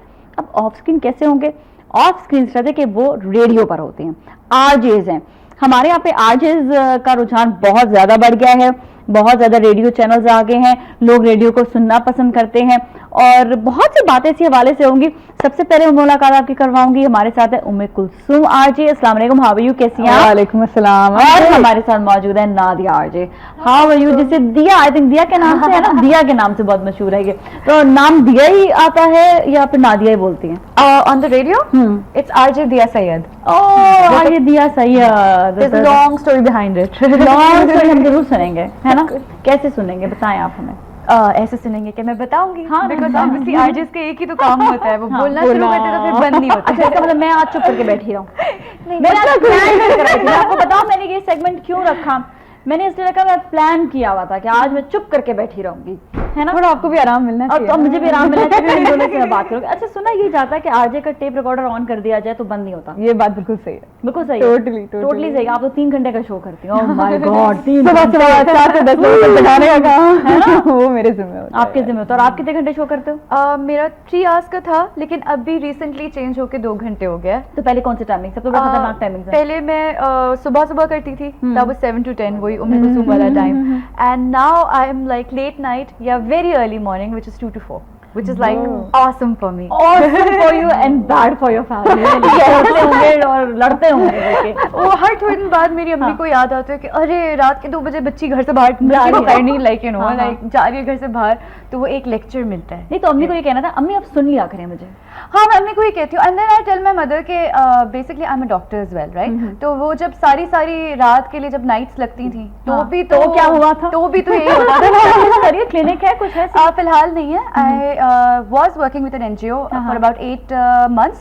अभी छोड़ दिया है, अभी और इतने सारे काम चल रहे हैं, लेकिन I will pick it up again. अच्छा, लोगों का हमेशा ये होता है कि what else you do beside RJ? वो नेसेसरी होता है, इसलिए वेले लोग की बात कर सकते हैं। Exactly. I was working with an NGO too, and I'm a qualified engineer by the way by education. ओह वाह, इसका मतलब थोड़ी सी पढ़ी लिखी हो। यार, ऐसे पढ़े लिखे लोग हमारे होस्टिंग में भी होने चाहिए। सारे आरजे बन गए, आमीन, होस्टिंग के लिए टाइम नहीं मिला किसी को भी और आरजे बन के। ये ऑन स्क्रीन आने का खौफ था या फिर फैमिली से परमिशन थी या मौका नहीं मिला? यार देखो, रेडियो पैशन था, ठीक है, तो वो हमेशा से करना ही था। स्टडीज मैंने कहा कि प्रायोरिटी है, उसको कंप्लीट करने के बाद ट्राई मारते हैं, हो गया तो सही है, तुक्का लग गया तो, वरना नहीं, वरना फिर देखो कुछ और करते हैं। तो I start working with an NGO. उसके बाद जनवरी 2011 में I was asked के why not यार। तो basically I used to do this sponsored program with one of the NGOs, UNICEF के साथ में करती थी। तो अब वहाँ से जो है वो स्टेशन वालों ने देखा बंदी बोलती तो ठीक ठाक ही है, थोड़ा इसको खींच लेते हैं अपने पास। तो खैर उन्होंने कहा कि why don't you come and give an audition? मैं मुझे मुझसे नहीं होगा ये वो ऑडिशन वाला काम मुझे बहुत बुरा लगता है। मैंने भी रेडियो को कोशिश की, उन्होंने कहा कि आपको बस सुबह के वक्त थोड़ी प्रैक्टिस के लिए आना होगा। मैंने कहा प्रैक्टिस? अच्छा, वो जॉगिंग ही कराने लगे। वो ऐसी जॉगिंग करी, वो भाग गई। जॉगिंग करते करते ऐसा भागी कि मैं आई नहीं फिर ना। तो ये वाला एक थोड़ा सा प्रॉब्लम हो जाता है कि आपको जब कहते हैं ना प्रैक्टिस के लिए आना है, तो वो क्योंकि हम ऑलरेडी तो होस्टिंग कर रहे होते हैं, इतनी प्रैक्टिस हमारी हो चुकी थी कि वो हमें ना बाल लग रही होती वाली प्रैक्टिस, वो भी रेडियो के लिए। रेडियो अगेन मेरा भी बहुत ज्यादा शौक है, बड़ा दिल करता है कि रेडियो में। अच्छा, रेडियो का क्या डिफरेंस लगता है? चलो मुझे तो होता है कि मुझे देख रहे हैं लोग, अब मैं बाहर भी जाऊंगी लोग पहचानेंगे, रेडियो का क्या होता है? यार आसानी बहुत है, इट्स सो कन्वीनियंट। मतलब मैं बाल बनाए बगैर उजड़े हुए हाल में भी अगर मैं जाऊं, इट्स जस्ट माय वॉइस। अच्छा, एक सेकंड, आज लोग इनको देख रहे हैं, उम्मे को देख लें, और इधर देखने के बाद अब ये जब रेडियो पर आएंगी तो ये वाला चेहरा आप अपने सामने सोच कर आप रखें। उस वक्त आपको ये नहीं पता होगा कि बाल उजड़े हुए हैं, उन्होंने ट्रैक सूट पहना हुआ है और या वो स्लीपिंग सूट और वो 2 रंग के। मैं तो अब मेरा तो इस वक्त शो होता है 2 से 4 के, अब मैं जो पहना होता है, लेकिन वो 2 रंग के कपड़े पहने में, चलो भाई कौन देख रहा है उन्हीं में। अच्छा, ये बड़ा एक शो होता है, क्योंकि मैं आई स्टिल रिमेंबर, मैं एक शो में गई थी एक दफा इंटरव्यू देने के लिए, उसमें बहुत तैयार श्यार होकर गई ना। तो मेरे जो को फ्रेंड थे जो साथ गए थे, इतना मजाक उड़ाया मेरा, इतना मजाक उड़ाया, ये बहुत तैयार होकर। अबे भाई मैं तैयार होकर इसलिए आई हूँ क्योंकि मुझे लोग देख रहे हैं, जो उस चैनल में जाऊंगी तो लोग कहेंगे प्रेजेंटेबल लड़की है, तो तैयार होकर आई है। अच्छा, फिर नेक्स्ट टाइम क्या हुआ कि वो शो थोड़ा एक और इंटरव्यू देने के लिए गई, वो थोड़ा लेट जाना था मुझे, तो मैं जिस तरह मैं सोने वाली हालत में थी, 12 बजे का शो था, वैसे ही चली गई। अब वो जब आपका जो देखने वाला होता है ना, उसको भी जब इंटरव्यू ले रहा होता है तो वो कहता है यार किसका इंटरव्यू ले रहा है। तो फिर आपको ये चीज एक डिफरेंस जो है ना ये आ जाता है, तो एंड आई थिंक इट्स एक तो ठीक बात है कि हम अपने लिए तैयार होते हैं, खुशी मिलती है, मतलब when you are looking good you feel better, right? जैसे जिस दिन मेरा बहुत ज्यादा मूड खराब होता है उस दिन आई मेक श्योर कि उस दिन मैं अच्छे से तैयार हूँ, हाँ, उस दिन ज्यादा अच्छे तैयार हूँ, है ज्यादा ना? अच्छे से तैयार हूँ, कोई हाँ। देखे ना देखे doesn't matter. But Like, I have to look good, what I you know? believe is radio ज्यादा मुश्किल है बिकॉज देखो टीवी पे अगर आप अच्छे लग रहे हो तो people are going to compliment and all, तो वो थोड़ा सा कंपनसेट हाँ, हो हो जाता जाता है है, मेरे हाँ, ख्याल हाँ, हाँ। से। मगर रेडियो पे अगर आपका मूड खराब है, अगर आप थोड़े से भी सैड हो, आपकी टोन चेंज हो गई, खट से आपके पास फीडबैक आना शुरू हो जाता है या दोस्तों का या आपके पास listeners का। कंटेंट नहीं है अगर Exactly, you know, exactly. आप ऐसे ही भाई तबाही कुछ भी बोल रहे हैं तो फौरन वो आपको आपको मैसेज आएगा खत से करके या कॉल आएगी कि आपने क्या रिसर्च नहीं की थी, थोड़ा सा knowledgeable बनाए। सुनने वाला ना बड़ा गौर से सुन रहा होता है। Exactly. अच्छा एक चीज होती है ना, हाँकना भी जो होता है जी, ये हाँ करे थे, ये ऐसे ही यहाँ छोड़ी मारे थे, बिल्कुल ऐसे बोली जा रहे हैं, वो खबर को जो है ना वो फैब्रिकेट करके बड़ा मसाला लगा के बता रहे ये जो होते हैं। चीज होती है ना, ये लिसनर फौरन से एक चीज पकड़ सोचता लेते है कि भाई ये इसको जरा स्पेसिफाई Right. किया जाए Yeah. कि ये यहाँ पर इसने सही बात नहीं कही है ना, इसलिए इसको। अच्छा इस चीज के लिए बताएं कि बहुत सारे ऐसे आरजेज हैं जो बिल्कुल भी जो है अपने होमवर्क नहीं होता उनके पास, अपने पास कोई स्क्रिप्ट नहीं होता, कोई चीज नहीं होती है, अब उनके पास बोलने के लिए भी ज्यादा नहीं होता, अब इधर उधर के वो बोल रहे क्या होते हैं। मौजूद छेड़ दिया है आपने, ये मेरा फेवरेट टॉपिक है। बिल्कुल honestly, कभी बात नहीं है। मैं सुन रही थी ये प्रोग्राम, ऑनेस्टली उफ मेरा सर में दर्द हो गया। मैंने कहा ये कौन लोग हैं, इनकी लैंग्वेज क्या है, ये बात किस तरह से कर रहे हैं, उनको समझ ही नहीं आ रही कि दुनिया उनको सुन रही है कि ये क्या किधर हैं ये लोग, कौन सी दुनिया में है। रेडियो बहुत प्रेस्टिजियस मीडियम है, ठीक है, इसको मिसयूज ना करें। मतलब I consider it as something very secret to me, something हाँ। दैट आई ओन, ठीक है। तो मैं तो उसको इसी तरह से लेती हूँ कि I this is something that I own, और मैंने इसको बहुत ढंग से इस्तेमाल करना है कि किसी को कोई परेशानी ना हो और सही है। कोई बुरा न माने मेरी मतलब बात जब का। इतने लोग आपको सुन रहे होते हैं तो आपके ऊपर रिस्पॉन्सिबिलिटी होती है कि आप सिर्फ अपने ओपिनियंस जो हैं उनके ऊपर थोप नहीं रहे होते। Exactly. You are trying to find a middle ground, you trying to tell them what you think and you trying to listen to them, और उस तरह से आप एक राब्ता क्रिएट कर रहे होते हैं, तो काफ़ी रिस्पॉन्सिबिलिटी की जॉब होती है। अगर आपको खुद नहीं पता आप क्या बात कर रहे हैं तो एक दफा तो शायद आपको सुन लें, 2 दफा सुन लें, लेकिन फिर आहिस्ता आहिस्ता जो है वो Exactly. सुनेंगे, पर्सोनिफाइज सुनेंगे, यू सो बैड, पता है आपके बंदे की इमेज इतनी खराब हो जाती है ना, फिर कभी भी उस बंदे का कहीं भी जिक्र होगा वो अच्छे से अच्छा काम कर ले, हाँ, वो बिल्कुल। एक एनजीओ आज मैं इतना एंजॉय कर रही हूँ, ज्यादा चुप रह कर इतना एंजॉय करूँ। चलिए ब्रेक लेंगे, ब्रेक आप हम लेके कहीं ना जाए।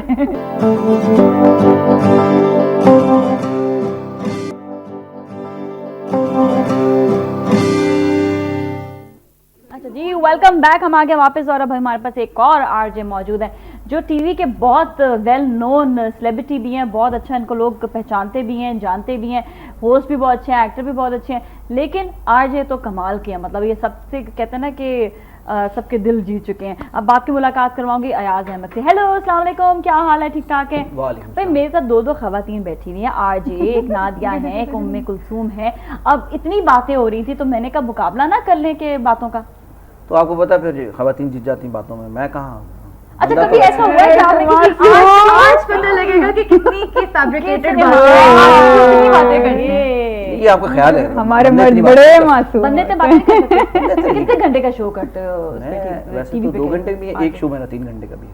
3 घंटे का भी और एक शो एक शो 3 घंटे का, बाकी 2-2 घंटे का। बाकी 2-2 घंटे के। अच्छा इंसान को इतना बोलता तो आदत हो जाती है ज्यादा बोलने की, वैसे भी नेचुरल लाइफ में भी। अरे कहाँ बोलना पड़ता है? देखिए मैं आप बताऊँ, मेरे तो वो कह शो दिया, में हाँ। गाने भी जो हैं वो होते हैं।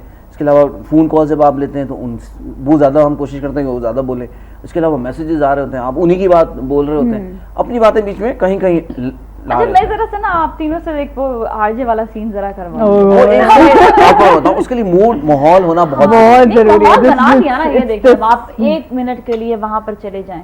अच्छा, और अब अपने आप को स्टूडियो के सोचें, बारे में स्टूडियो के सोचें। अंदर, ये भी स्टूडियो है ठीक है, स्टूडियो के अंदर सोचें। माहौल वो वाला नहीं होता, माइक होता है आपके सामने, हेडफोन्स होते हैं, और कोई नहीं होता, आपकी बात साफ होती कोई है। नहीं होता। अच्छा कोई नहीं होता। और कोई कॉफी नहीं होती है होता। बहुत सारी। मेरे लिए तो कॉफी जो है वो ऑक्सीजन की तरह होती है, अगर कॉफी नहीं होगी तो बस फिर मैं भी नहीं मुझे होगी। करके दिखाओ ना ताकि मैं सीख कॉफी का डब्बा ला दूंगा मैं उसको। डब्बे में बिठवाओ उसको ताकि ये सही से परफॉर्म कर सके। ठीक। एक सेकंड, लोग जो है इस वक्त मैं तुम्हें भी देख रहे होंगे तो तुम्हारे फैंस भी देख रहे अल्लाह होंगे। मियां। अब उनको पता ना नहीं है कि देखियो ये यार, कौन ना है। देखियो। मतलब बात आंखें बंद सिर्फ- करके सुने सिर्फ आवाज सुनकर वो पहचानते हैं कि ये हैं। हाँ, अक्सर आप सब्जी की दुकान पे खड़े होते हैं तो पीछे से आप बोलते हैं भाई कितने, एक्सक्यूज मी आप एफएम पे आते हैं ना, मैं आपकी आवाज से पहचान नहीं हूँ। है ना?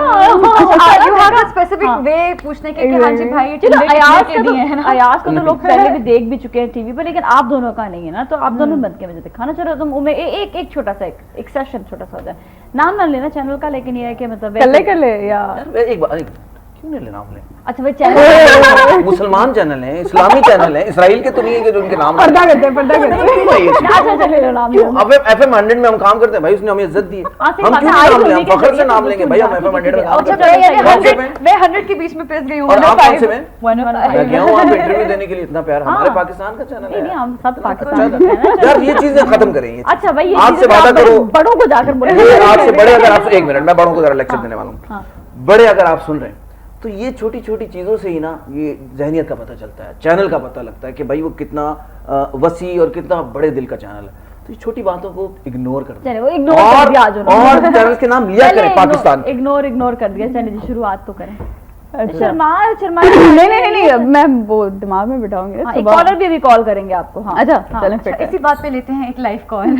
कॉलर मैं ही बनूंगी ना। और अच्छा, राइट तुम भी सुबह करो सुबह कॉलर। जैसे मेरी शुरुआत मेरा कुछ पता नहीं, मैं दूसरा बैठा बड़ा था। मजा आएगा। चलो पहले तुम्हारी कॉल चलो, हाँ हाँ, चलो call चलो तो उम्मे कुलसुम रेडी हो जाओ। खतरनाक कॉलर है। हाँ 1 2 3 पहले से बता दो। अस्सलाम वालेकुम कराची एंड अस्सलाम वालेकुम पाकिस्तान। दिस इज कुलसूम और आप सुन रहे हैं प्रोग्राम गुड मॉर्निंग पाकिस्तान। और रोजाना आपसे मुलाकात होती है सुबह 7 बजे से लेकर 10 बजे तक। एंड आज वो बड़ा स्पेशल किस्म का प्रोग्राम है क्योंकि हमारे पास आज सुबह ही सुबह एक साहब की कॉल आ गई है। देखते हैं कि हम कौन है हमारे साथ मौजूद। अस्सलाम वालेकुम। हेलो भाई, अस्सलाम वालेकुम। वालेकुम अस्सलाम। भाई कौन मैं बात कुलसुम कर रहे नाम तो इतना कोई बुर्दबार है, लेकिन बातें तो तुम बहुत बच्चों वाली कर रही हो, चक्कर क्या है? हैं? सर ये क्या बात कर दी आप? बात कोई भी, मैंने अभी चवल मार दिया, आप मुझे ये बताएं कि क्या देखिए हाल है? सुबह सुबह वैसी बातें कर नहीं रहे हैं एक्चुअली आप। मैं दफ्तर जा रहा था, लेकिन मैं मजाक से कह रहा था, आपकी आवाज़ बहुत अच्छी है, सीरियसली आपकी सर आवाज़। सर बहुत शुक्रिया, थैंक यू। मुझे भी बताएं क्योंकि तरीका, मेरी इतनी माठी आवाज़ है, कुछ क्या करूँ मैं कि मेरी आवाज़ अच्छी हो सर जाए? अगर आपको पता है कि आपकी आवाज माठी है तो आप क्यों रेडियो पे आए? आपकी भी आवाज़ माठी थी, मैंने सुना है किसी से, लेकिन अब आपकी आवाज़ अच्छी है, तो क्या किया आपने? सर किससे सुना था? आप जरा उस साहब का नाम बताइएगा, उस शख्स का, तो मैं जरा फैंटी लगाऊं उनको। नहीं छोड़े आप ये, मुझे बताएं कुछ नहीं, तरीके नहीं, बताएं। आप- आप यूँ समझे कि प्रोग्राम को फॉर्मेट की आवाज़ अच्छी करनी है, कैसे? आवाज अच्छी करनी है आपको। आप अदरक वाली चाय पिया करें। अदरक वाली भाई, अब बीबी अदरक के रेट पूछे आपने कितने महंगे? बंदा चाय नहीं पी सकता तो फिर तो। उधार लेके अदरक ले लें। आपकी तो पी आ रहा है, मेरी तो है ही पड़ोसी नहीं, मेरी तो अच्छे हैं शक्ल आपके, देख के लोग पड़ोसी वैसे ही ज्यादा पैसे मांग लेते हैं, तो उधार कहाँ देंगे वो?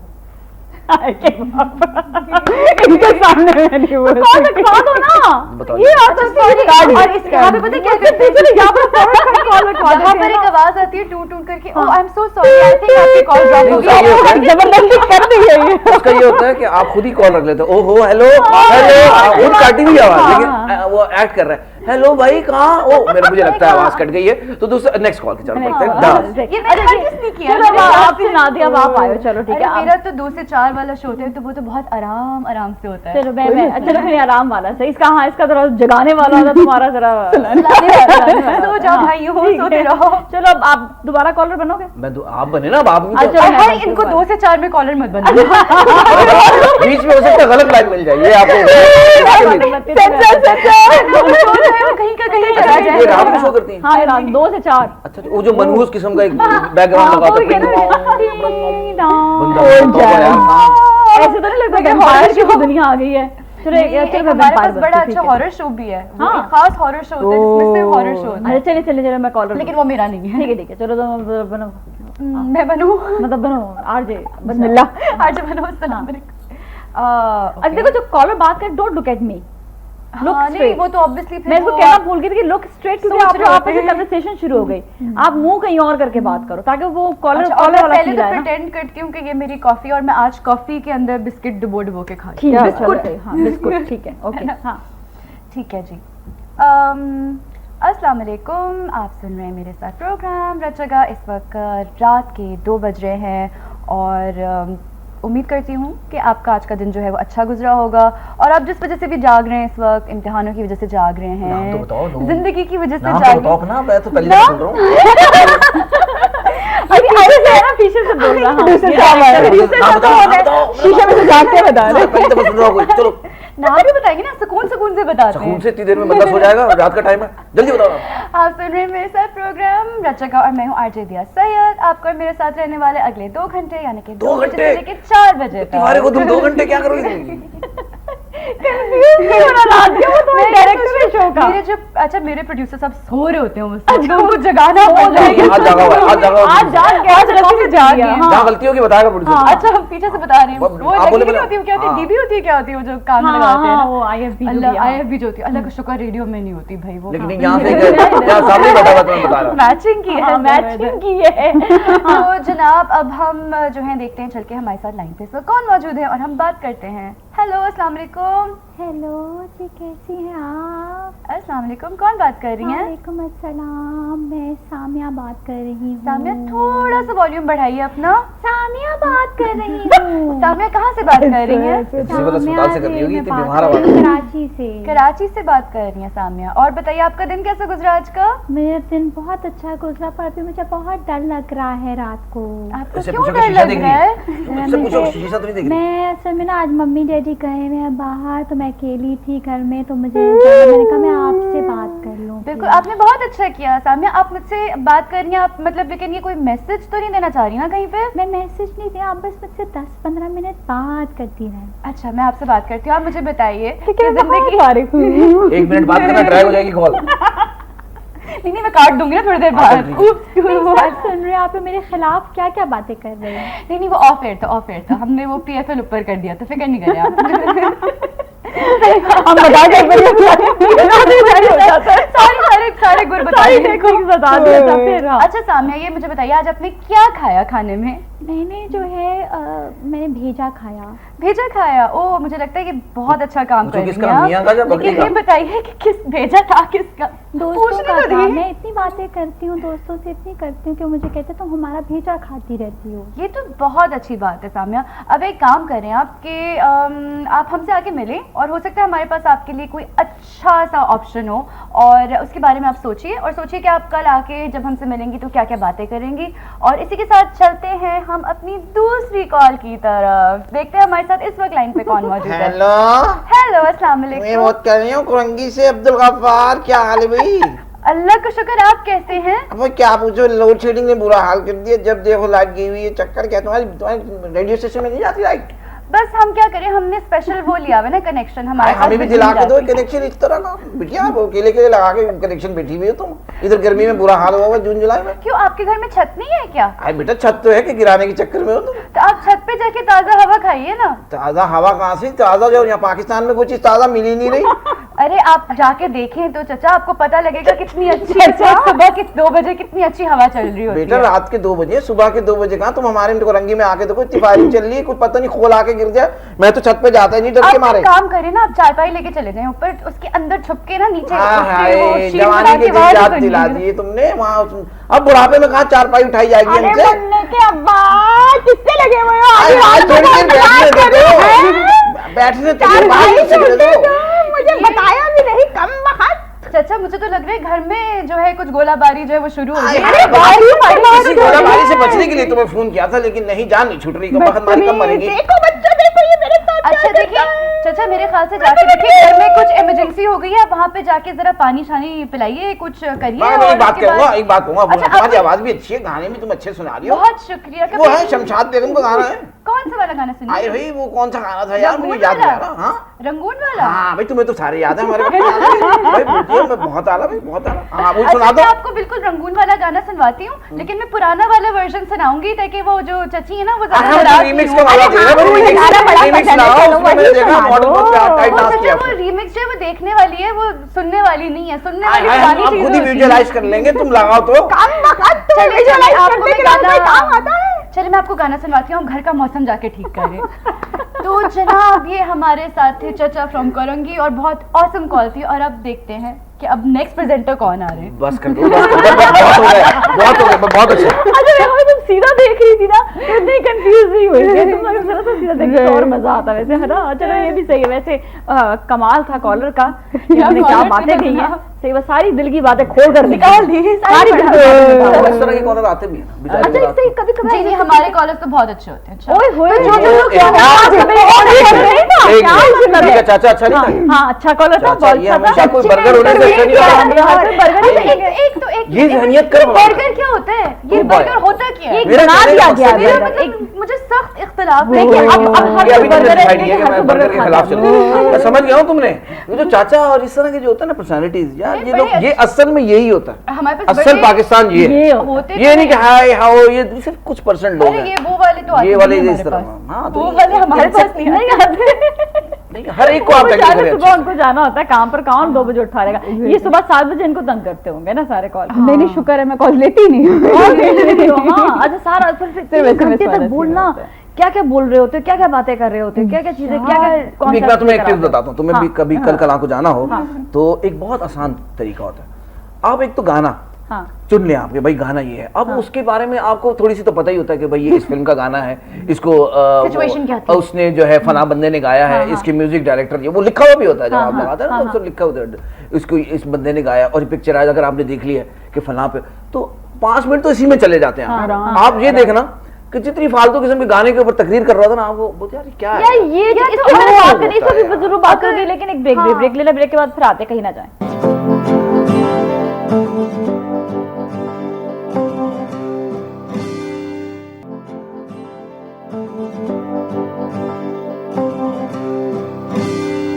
Welcome back. और उस वक्त से ची ची ची बातें होती जा रही हैं, जहां पर आपको आरजेस मिलेंगे वहां पर बातें नहीं होंगी तो और क्या होगा। वैसे अगर होस्ट, आरजेस, एंकर्स सब साथ मिलकर बैठ जाओ, एक टॉपिक पे बात हो रही है तो क्या होगा फिर उस वक्त? वही जो रोज रात को प्राइम टाइम पे होता है। मैं तो खामोश हो जाता हूँ seriously। खामोश हो जाते जब 10-12 लोग बोलने लग जाते हैं ना, तो मैं कोशिश करता हूँ यार खामोश ही हो। अच्छा, मैंने लड़कों में चीज देखी है, मेरे कुछ ऐसे दोस्त भी लड़के हैं जो मतलब वो क्या करते हैं कि जब बहुत सारे लोग बात करते हैं तो हालांकि इतने बोलने वाले वो खामोश ही सुन रहे होंगे तुम्हारा अच्छा ये मुझे बहुत शक्ल पे एक एक्सप्रेशन होता है ना, वो हाँ। अम्यूजमेंट वाला है कि हाँ, अच्छा, एंड यू नो वो रजिस्टर हो रही होती है और फिर वो बाद में ताक ताक के आपको लड़कियों को बातें जैसे लगती हैं। लड़कियों को मौका मिला है बात करने का, बस सब कुछ कह दो, बोल यार ये दो, गलत परसेप्शन है, पता है, मतलब हर जिसको भी मौका मिलता है ना बोलने का वो बोलता बोलता ही है। यार। मौका मिले तो की मौका बात। मिले तो। वैसे मौका तो खुद बनाना पड़ता है। ये मैं आपको बता दूं, मौका मिलता नहीं है, बनाना पड़ता है। अच्छा, ये एक बड़ी बड़ी इसमें ना खास बात भी होती है कि आप जब एंकर होते हैं या होस्ट होते हैं, आरजे का तो चलो अपना ही होता है ना कि अपना एक मखसूस शो होता है, Right. खुद वो उस पे 100% उस पे खुद हावी होता है, तो वो कभी होस्ट को बड़ी प्रॉब्लम हो रही होती है कि वो बीच में से किस तरह बोले गेस्ट के आगे, कभी गेस्ट को प्रॉब्लम हो रही थी कि वो होस्ट के बीच में किस तरह बोले। और ज्यादातर बेचारे मुझे जो आता है ना मेरे शो में, एक शिकायत करता है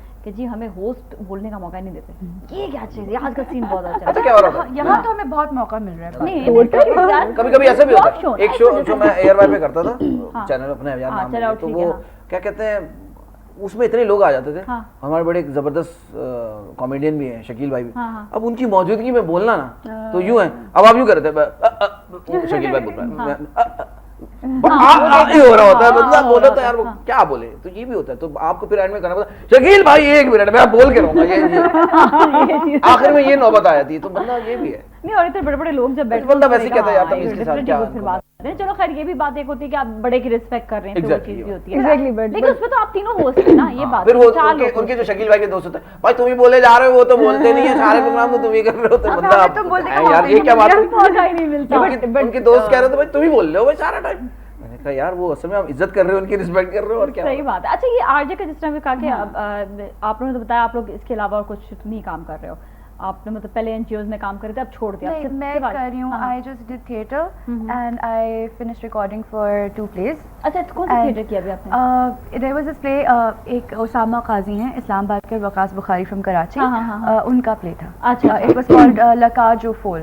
अच्छा, अच्छा। फ्रेंच प्ले है, उसका इंग्लिश वर्जन था और मूवी भी बनी है इसके इस पर ऊपर। नहीं, इट अच्छा, वाज अच्छा, लॉट्स ऑफ फन, वो किया। हाँ, हाँ। एक ड्रामा था हसीना आपा का भी, हाँ, वो हाँ, उसकी अभी अभी खत्म हुई है हाँ, एक recording। इस्लामाबाद में हुआ था आई थिंक, और एक यहाँ हाँ, पर ही हुआ यहाँ था। पर हुआ था और हम लोग मरी गए थे, मरी गए थे, बहुत मजा आया। आप भी थी, ओ लवली, बहुत अच्छा एक्सपीरियंस रहा होगा, है It was ना? so much fun। हम लोग जम गए थे वहाँ हाँ, पर हाँ। बिकॉज वो हमें वो इलेक्ट्रिक हीटर्स उन्होंने दिए थे, बिकॉज 2 दफा हमारे साथ क्या हुआ कि गैस का हीटर चला के हाँ, हाँ, हाँ। और सो गए। सुबह में जब उठाने आया हमें कोई, तो देवर लेके अरे ये तो तुम लोग के पूरे कमरे में गैस भरी हुई है, तो और वो हीटर बंद हुआ हुआ हाँ, था। हीटर ये बंद हो बहुत गया प्रॉब्लम था। होती है। जब भी सर्दियां आए तो इसकी कुछ आपको पता है कि ऐसा ही चाहिए। हाँ, वाकया एक हमारे बड़े अच्छे मॉडल के साथ हुआ था, जो कि अब इस दुनिया में नहीं रहे, हाँ, बड़े हाँ, अच्छे। हाँ, बिलाल आई थिंक। हाँ, इसी तरह ही सीन हुआ था। अच्छा, तो केयर करनी चाहिए बस, सही बात है, सबको इस दुखी बात मत का करो इस ख्याल तरह की बात। तो इन द एंड उन्होंने हमें क्या कहते हैं वो किंग का एक तो सीन है, सोशल मीडिया मैनेजमेंट में कर रही हूँ 2-3 कंपनीज के लिए।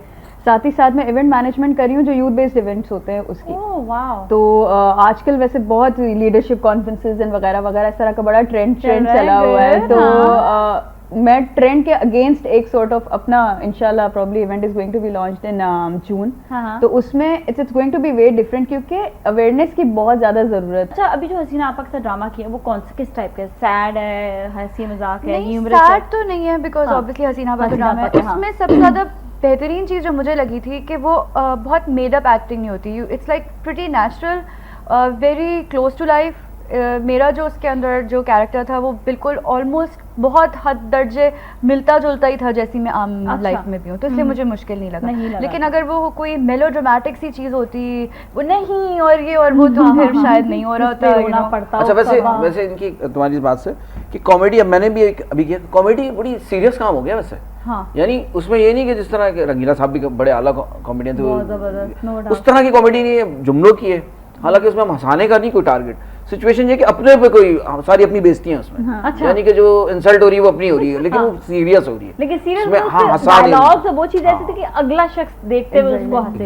एक्चुअली ये वाली चीजें, एक होता है कि आप अपनी हरकतों से आप करते हैं, दूसरा ये कि थोड़ी सी आप लोगों को ऐसे जोक सुना कर करते हैं, तीसरा ये भी होता है कि आपके डायलॉग सुनाना एक आर्ट है वैसे। और जो लोग स्ट्रेट फेस के साथ सुना सकते हैं, like I came across a very few people जो कि इतने कोई सीरियस शक्ल के साथ ऐसे वो बातें कर जाते हैं कि बंदा सोचता है कि यार समझ नहीं आती कि ये मजाक था या ये वाकई में वो थी, and by the time you realise फिर आपको पता लगता है। अच्छा, आप तीनों से सवाल है। अब इंसान जो है ज़ाहिर देख नहीं रहा किसी को, खाली बात कर रहा है, उसने भी आपको नहीं देखा, वो अचानक से कॉल आती है अफसरदा सी, सैड सी, बस वो अपने आप को बस किधर है वो इंसान, बस वो उसका बड़ी टेंशन में है वो, तो क्या फिर आप लोग कैसे सिचुएशन करते, किस तरह से बात? अभी तक कॉल ऐसी नहीं आई। एक SMS इस तरह का मेरे पास आया था, एक खातून है, बहुत रेगुलर लिसनर हैं, तो उन्होंने बड़ी सैड न्यूज़ अपनी शेयर की। और अब जाहिर बात है एकदम से मेरा मूड क्लिक कर गया ना, मैंने कहा इसको टैकल कैसे करूं। अब वो थी भी नहीं कराची में, उन्होंने कहा मैं इस्लामाबाद से सुन रही हूँ and I am very sad और ऐसा सीन हुआ है। तो खैर फिर मैंने कहा कि सिंस ऐसा तो होता है, फिर मैंने उससे रिलेट करके कोटेशन शेयर की जो कि बड़ी इंस्पिरेशनल सी थी, and then I played her favourite song जो कि मुझे पता था वो बड़े रेगुलरली इस सिंगर को पसंद करती हैं। तो that kind of made her mood really better, और उन्होंने बड़ा अच्छा फीडबैक दिया उसको, कह रही है कि seriously at least it brought a smile on my face. कुछ नहीं हुआ तो एटलीस्ट मैंने स्माइल तो किया इतने दिनों के बाद। बिकॉज तो पता है मुझे लगता है, अच्छा मेरा तो जो शो होता है एक शो ही इशू बेस्ड है, जो मेरे पास सारी वो कॉल्स आती हैं जिनको कोई ना कोई प्रॉब्लम होता है, they want to share, because that's what I started. क्योंकि मुझे ये लगता है कि जो प्रॉब्लम होती है ना उसको शेयर करने से भी बहुत दर्जे तक आपकी तकलीफ कम हो जाती है। अगर आपको पता होता है कि there is somebody on the other side of the line who is actually listening to you, who actually cares, तो उससे बहुत फर्क पड़ता है, राइट? Exactly. तो और उसमें फिर हमारे मैं तो सारे जितने भी लिसनर्स या कॉलर्स होते हैं उनको बहुत ज़्यादा अप्रिशिएट करूँगी कि they actually do act like a family. जब कोई एक ऐसी कोई कॉल आती है या कोई अपनी बात शेयर करता है तो फिर दूसरे लोग अपने एक्सपीरियंसेस शेयर करते हैं, और जब आपको पता होता है ना कि यार मैं अकेला नहीं हूँ इस चीज़ के अंदर, कोई और गुजर चुका है इस चीज़ के अंदर से, and they got out of it, उनको उस चीज़ से तसल्ली मिल जाती है कि हाँ मैं अकेले, मेरे साथ ही खाली प्रॉब्लम्स थी दुनिया में लोगों के साथ। अच्छा अयाज, आप माशाल्लाह से ऑलवेज हैप्पी गोइंग पर्सन, अब कभी कोई ऐसा सामने इंसान आ जाए तो उसको किस तसल्ली देते? देखो एक अभी इनकी बातों से भी मुझे अपनी एक वो कॉलर याद आ गया। एक कॉलर क्या था, यार मैं जिस लड़की से प्यार करता था ना वो किसी और से वो शादी कर रही है, ये मैं बस अब खुदकुशी करने वाला हूँ। हाय हाय हाय।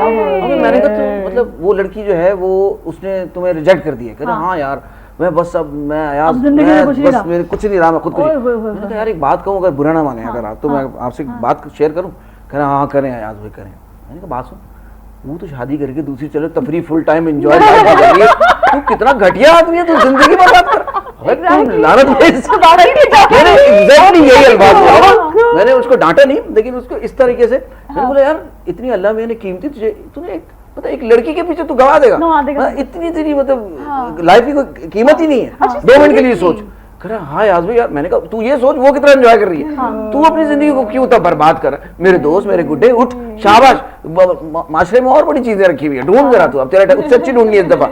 इस तरह मजाक वो बेचारा एकदम चेंज ही हो गया, वो सही हो गया। तो आप उस लेवल पे जाके भी कभी कभी ये नहीं कि आप उसको लेक्चर देना शुरू कर दें, वो नहीं करें, आप उसको देसी अंदाज में उसके तरीके से समझाएं, वो समझ रिवर्स आता है। साइकोलॉजी कहते हैं ना, वो भी काम आती है। अच्छा, यहाँ पर लोग ये देखा जाता है जो हैप्पी करेंगे लोग होते हैं, ठीक है, उनकी जिंदगी तो हंसी मजाक में गुजरी, लेकिन सैड लोग होते हैं हमेशा सहारा ढूंढ रहे होते हैं कोई ना कोई। तो मुझे ऐसा लगता है जो आरजेज है वो बहुत बड़ा सहारा होते हैं सबके लिए। देखिए होस्टिंग में तो ठीक है, वो टीवी देख लिया, कभी उनका ये होता है कि अपनी बात भी शेयर कर दी, ऑन एयर आके बात शेयर करने में उनको जरा सा डर लग रहा होता है, लेकिन आज ऐसे वो ज्यादा क्लोज फील करते हैं। एग्जैक्टली। तो कभी कुछ ऐसा होता है कि कोई किसी को कोई मशवरे अपने बड़े बड़े मांगने लग जाते हैं, कोई बहुत बड़ी ऐसी बातें करने लग जाते हैं।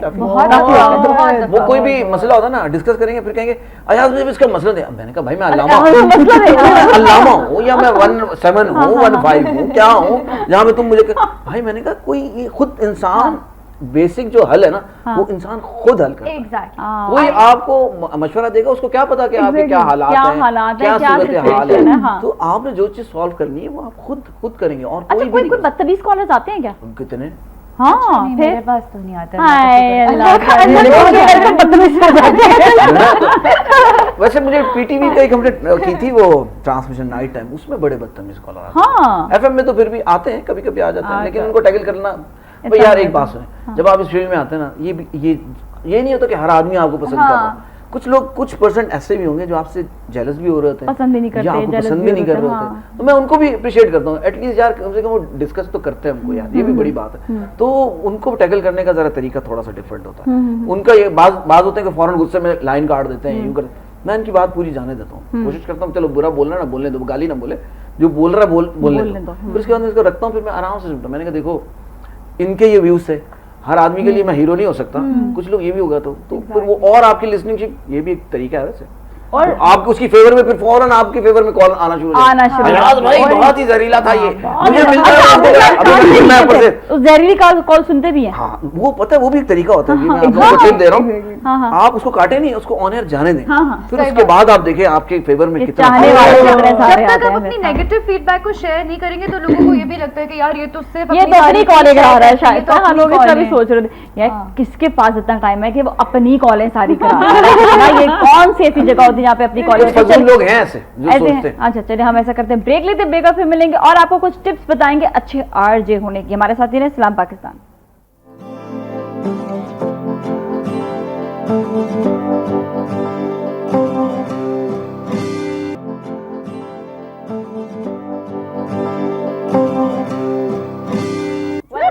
हम आ गए हैं वापस और बात हो रही है हमारी आज ये शो है।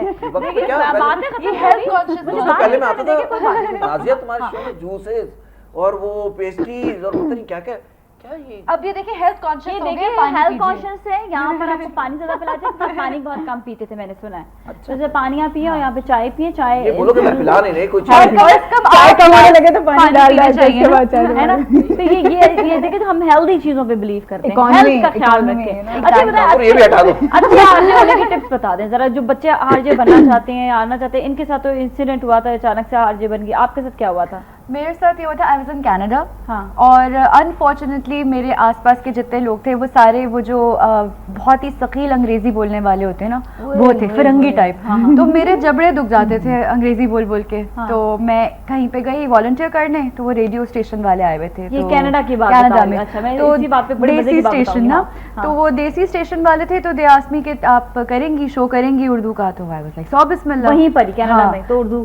तो फिर मैंने 3 साल वहाँ पे रेडियो किया और उर्दू में किया। शुक्र है। एक बात बताओ, अभी कई लोग ऐसे देखे हैं जो बाहर से आते हैं जो मतलब 3 महीने नहीं रुकते, उनके एक्सेंट ब्रिटिश एक्सेंट हो जाते हैं। मुझे बात समझ ली कि बच्ची बचपन से रही है वहाँ पर, नहीं बचपन से नहीं थी, बड़े हल्के लोग ये उर्दू बोल रही है भाई, इनको जरा भी वो नहीं, एक्सेंट भी नहीं बदला, इतना अच्छा एक्सेंट। ये उनके एक्सेंट कैसे बदल जाते हैं? नहीं मैं एक बताऊं, इन देयर डिफेंस एक छोटी सी बात, कुछ लोगों के तो इन देयर डिफेंस ना, कुछ लोग तो जान के बदलते हैं। और फिर बहुत सारे दफा क्या होता है कि जो बच्चे यहाँ पर यूनिवर्सिटी लेवल तक पढ़ते हैं उनकी अंग्रेजी काफ़ी पक्की हो जाती है, तो उनकी एक्सेंट नहीं बदलती। जो लोग वहाँ जाके बोलना शुरू करते हैं ना, तो वो उनका एक्सेंट पिकअप कर लेते हैं। बहुत सारी चीज़ों की बात करो, 3 महीने में एक्सेंट बदल गए हैं। सुबह शाम उनको अंग्रेजी बोलनी पड़ती होगी ना, लेकिन ये बात है कि जब वो वापस आते हैं तो वो एक्सेंट 3 महीने के बाद सही भी हो जाता है। जिनका नहीं हो रहा एक साल मैंने ऐसे भी लोग देखे जिनका एक्सेंट यहाँ रह के भी उतना ही ज्यादा बिगड़ जाता है। वो ज्यादा बिगड़ा हुआ। अच्छा मजे की बात भी हो जाते हैं एक तो शो मैं सुन रही थी, अब चैनल का मैं नाम नहीं लूंगी,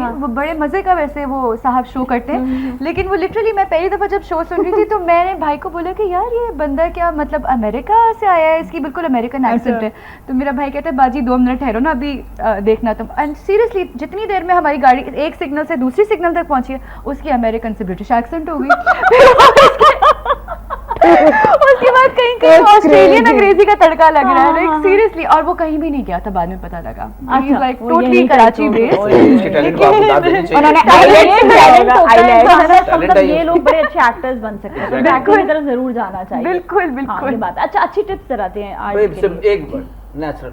नेचुरल। एग्जैक्टली। अच्छा, कोई ये बड़ा artificial होमवर्क शोमवर्क करना पड़ता है आपको? यार मैं तो नहीं करता। नहीं करता। मैं जिस दिन होमवर्क करता हूँ यार- उस दिन मेरा प्रोग्राम का ड्रैग लगता है, मुझे लगता है नहीं मैं तो क्या क्या क्या मजेदार क्या नहीं। नॉलेज सुनिए मैंने खबरें देनी होती हाँ, हैं। देखो इसका आइए तो एक divided मिनट, है ना, हाँ। प्रोग्राम की नौयत भी तो पूछो। Exactly, उसने nature, न्यूज़ format है। शेयर करनी है, लोगों को बताना है, इन्होंने भी कोई बातें होती है माहौल को।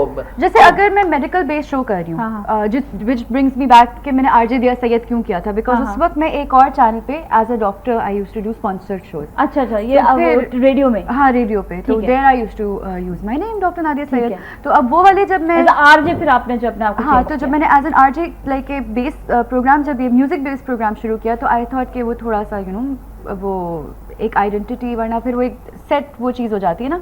अब मैं उसमें बात कर रही हूँ, डेंगू के बारे में बात कर रही हूँ, ऑब्वियसली आई नीड रिसर्च, या मैंने कोई 12 शोज़ किए हैं एलर्जिक राइनाइटिस के बारे में, तो वो एक अलग चीज़ है। अगर उसके बारे में मैं बगैर पढ़े चली जाऊँ तो फिर आपका वो वाली नहीं बात होगा नहीं ना, बनती दैट है, विल बी हाँ। लाइक अच्छा नहीं, दूसरे वो एक शेर व शायरी वाले में मैंने देखे लोग पूरी पूरी किताबें लाए हुए होते हैं, पढ़े जा रहे होते हैं धड़ाधड़, लोग समझ रहे हैं ज़बानी याद है उसको सारे। तो ये क्या भी एक चीज़ हाफ़िज़ा है, होती सुभान हाफ़िज़ा है, अल्लाह। बाबा। म्यूजिक की बात बहुत ज्यादा है यार, यहाँ पे ये देखा बीच में जो वो बोल रहे होते हैं म्यूजिक के डुम डुम चिक चिक और पता नहीं क्या प्यारे प्यारे मुझे आरजेस याद आ गए, नहीं, बहुत प्यारे, नाम नहीं सुना मैं। हाय। उन्होंने कसम खाई हुई है कि मैं इनको गाना नहीं सुनाना।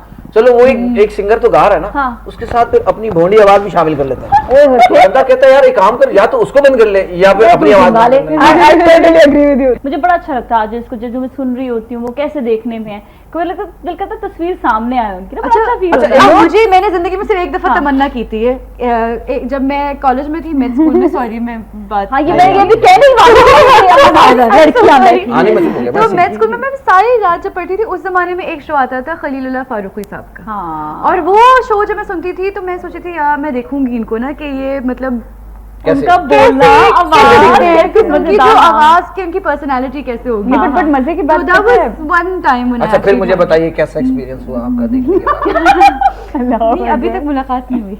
नहीं तो नहीं, आप जरूर उनसे मिले, बड़े अच्छे बहुत मालिक हैं, बहुत अच्छे इंसान है। मजे की बात मैं आपको बताऊं, आप किसी जैसे let's suppose when I was a listener, जब वह गुमान में भी नहीं था कि मैं आरजे बनूंगी, तो एक पिक्चर बना लेता है बंदा हाँ। अल्टीमेटली कि यार ये बंदा बड़ा सीनियर दिखता है, बड़ी बड़ी मूंछें होंगी, इसकी बड़ी बड़ी आंखें होंगी, या ये बंदी है, ये तो कोई यू नो बड़ी ग्रेसफुल सी खातून होगी जो कि शो कर और रही ये है। कुछ लोगों हाँ। और कुछ लोगों को सुन के ये भी लगता है कि पता नहीं कैसे होंगे, मतलब किस किस्म की बातें करते हैं, and when you meet them actually तो पता लगता है कि नहीं ये तो बहुत माकूल है, पता नहीं और इतनी बड़े नामाकूल बुरे बातें क्यों कर रहे होते हैं। जो आरजेस होते हैं ज्यादातर, मुझे नहीं पता ज्यादातर आरजेस की अपने मतलब नेचर का, आप लोग तो मिलते रहते होंगे, जानते होंगे, क्या वो वाकई जेन्युइन होते हैं इसी तरह जिस तरह वो ऑनर आ रहे होते हैं या जिनको आप सुन रहे होते हैं वो इसी तरह अपने बारे में तो देखो, हम अपने बारे में तो कह सकते हैं, मैं तो आपको तो वैसे- अयाज आपको तो जैसे- जानती हूँ मैं बहुत, लेकिन नहीं, ऐसे- जेन्युइन हो हमेशा। कुछ है वैसे, कुछ आर्टिफिशियल है। कुछ लोग होते हैं जिनकी एक स्पेसिफिक रेडियो वॉइस होती है, एक रेडियो पर्सन होता है, बहुत से लोग होते हैं जो बिल्कुल जेन्युइन होते हैं, तो तो इट जो लोग डिपेंड्स। काफी जेन्युइन होते हैं। अच्छा, लेकिन बाज लोग हैं जो बनाते हैं, अच्छा बाज लोग अपनी आवाज बहुत बनाकर भी बोलते हैं, एकदम यूटर्न।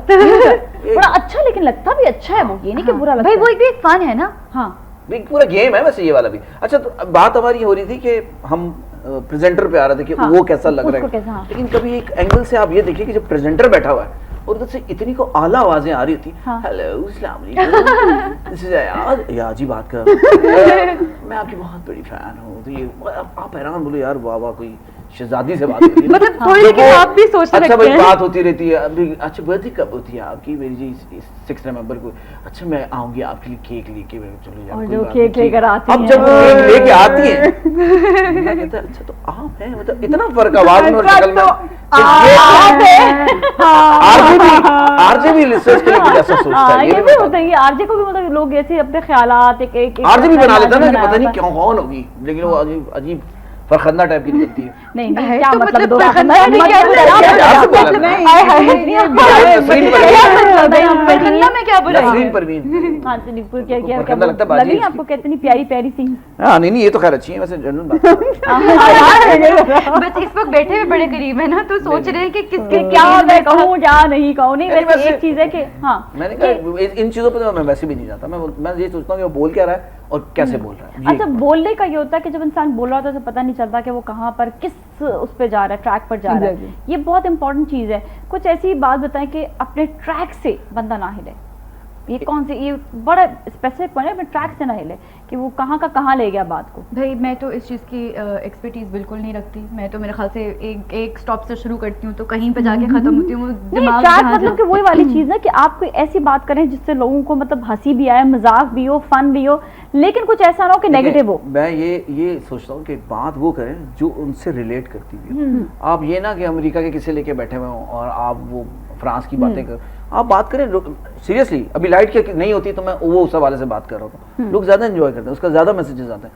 अभी आप वो जो फसाद हो रहे हैं लड़ाई झगड़े, लेकिन मैं ये नहीं कि वो भाई तुम ना निकलो तो इस टाइम पे, तो उसको भी अब जरा उसका फनी वे positive way में, फनी में वे कितना में। निकलना अबे यार तू निकल रहा है हेलमेट पहन के निकलना या ये वो, बस मुझे एक होता गोरी funny वाला way किस्सा में। जो आ गया था गोरी कितना वाले तो ये सारी चीजें। अच्छा, और जितनी डिप्रेशन, जितने इस तरह के वाकयात होते हैं ना, इसमें मेरा ख्याल से आरजे की ज्यादा रिस्पॉन्सिबिलिटी बढ़ जाती है कि वो ये नहीं, अगर आप भी वही खबरें दे रहे हो जो टीवी पे आ रही हैं, तो फिर रेडियो सुनने का बेचारे को क्या फायदा। लोग चाहते हैं थोड़ी हैपनिंग, यार, थोड़ा हटते उस चीज से दिमाग हटाएं, पता नहीं क्या क्या अच्छी टीवी, बातें एक भी तो आजकल सुनें। वो खबरों में भी हर चीज ही दिखा रहे हैं। हाँ, वो देख नहीं रहे हैं दिखाना वो चाहिए। अजीब Exactly. तरीके पूरी किसी भी क्यों? जगह पर वायलेंस टाइप की कोई चीजों भाई को पूरी नेगेटिव दुनिया में होता करके, है कि हाँ, they do have parental guidance होती है, सर्टेन लाइंस होती हैं कि ये आप दिखा सकते Even हैं, ये news आप में भी ये होना दिखा अच्छा, चाहिए। अभी एक सकते हैं। बात न्यूज़ में भी है, होता है। अगर आप इजाजत दें तो मैं जी, कहूँ, बिल्कुल। अभी एक एयरलाइन क्रैश हुई।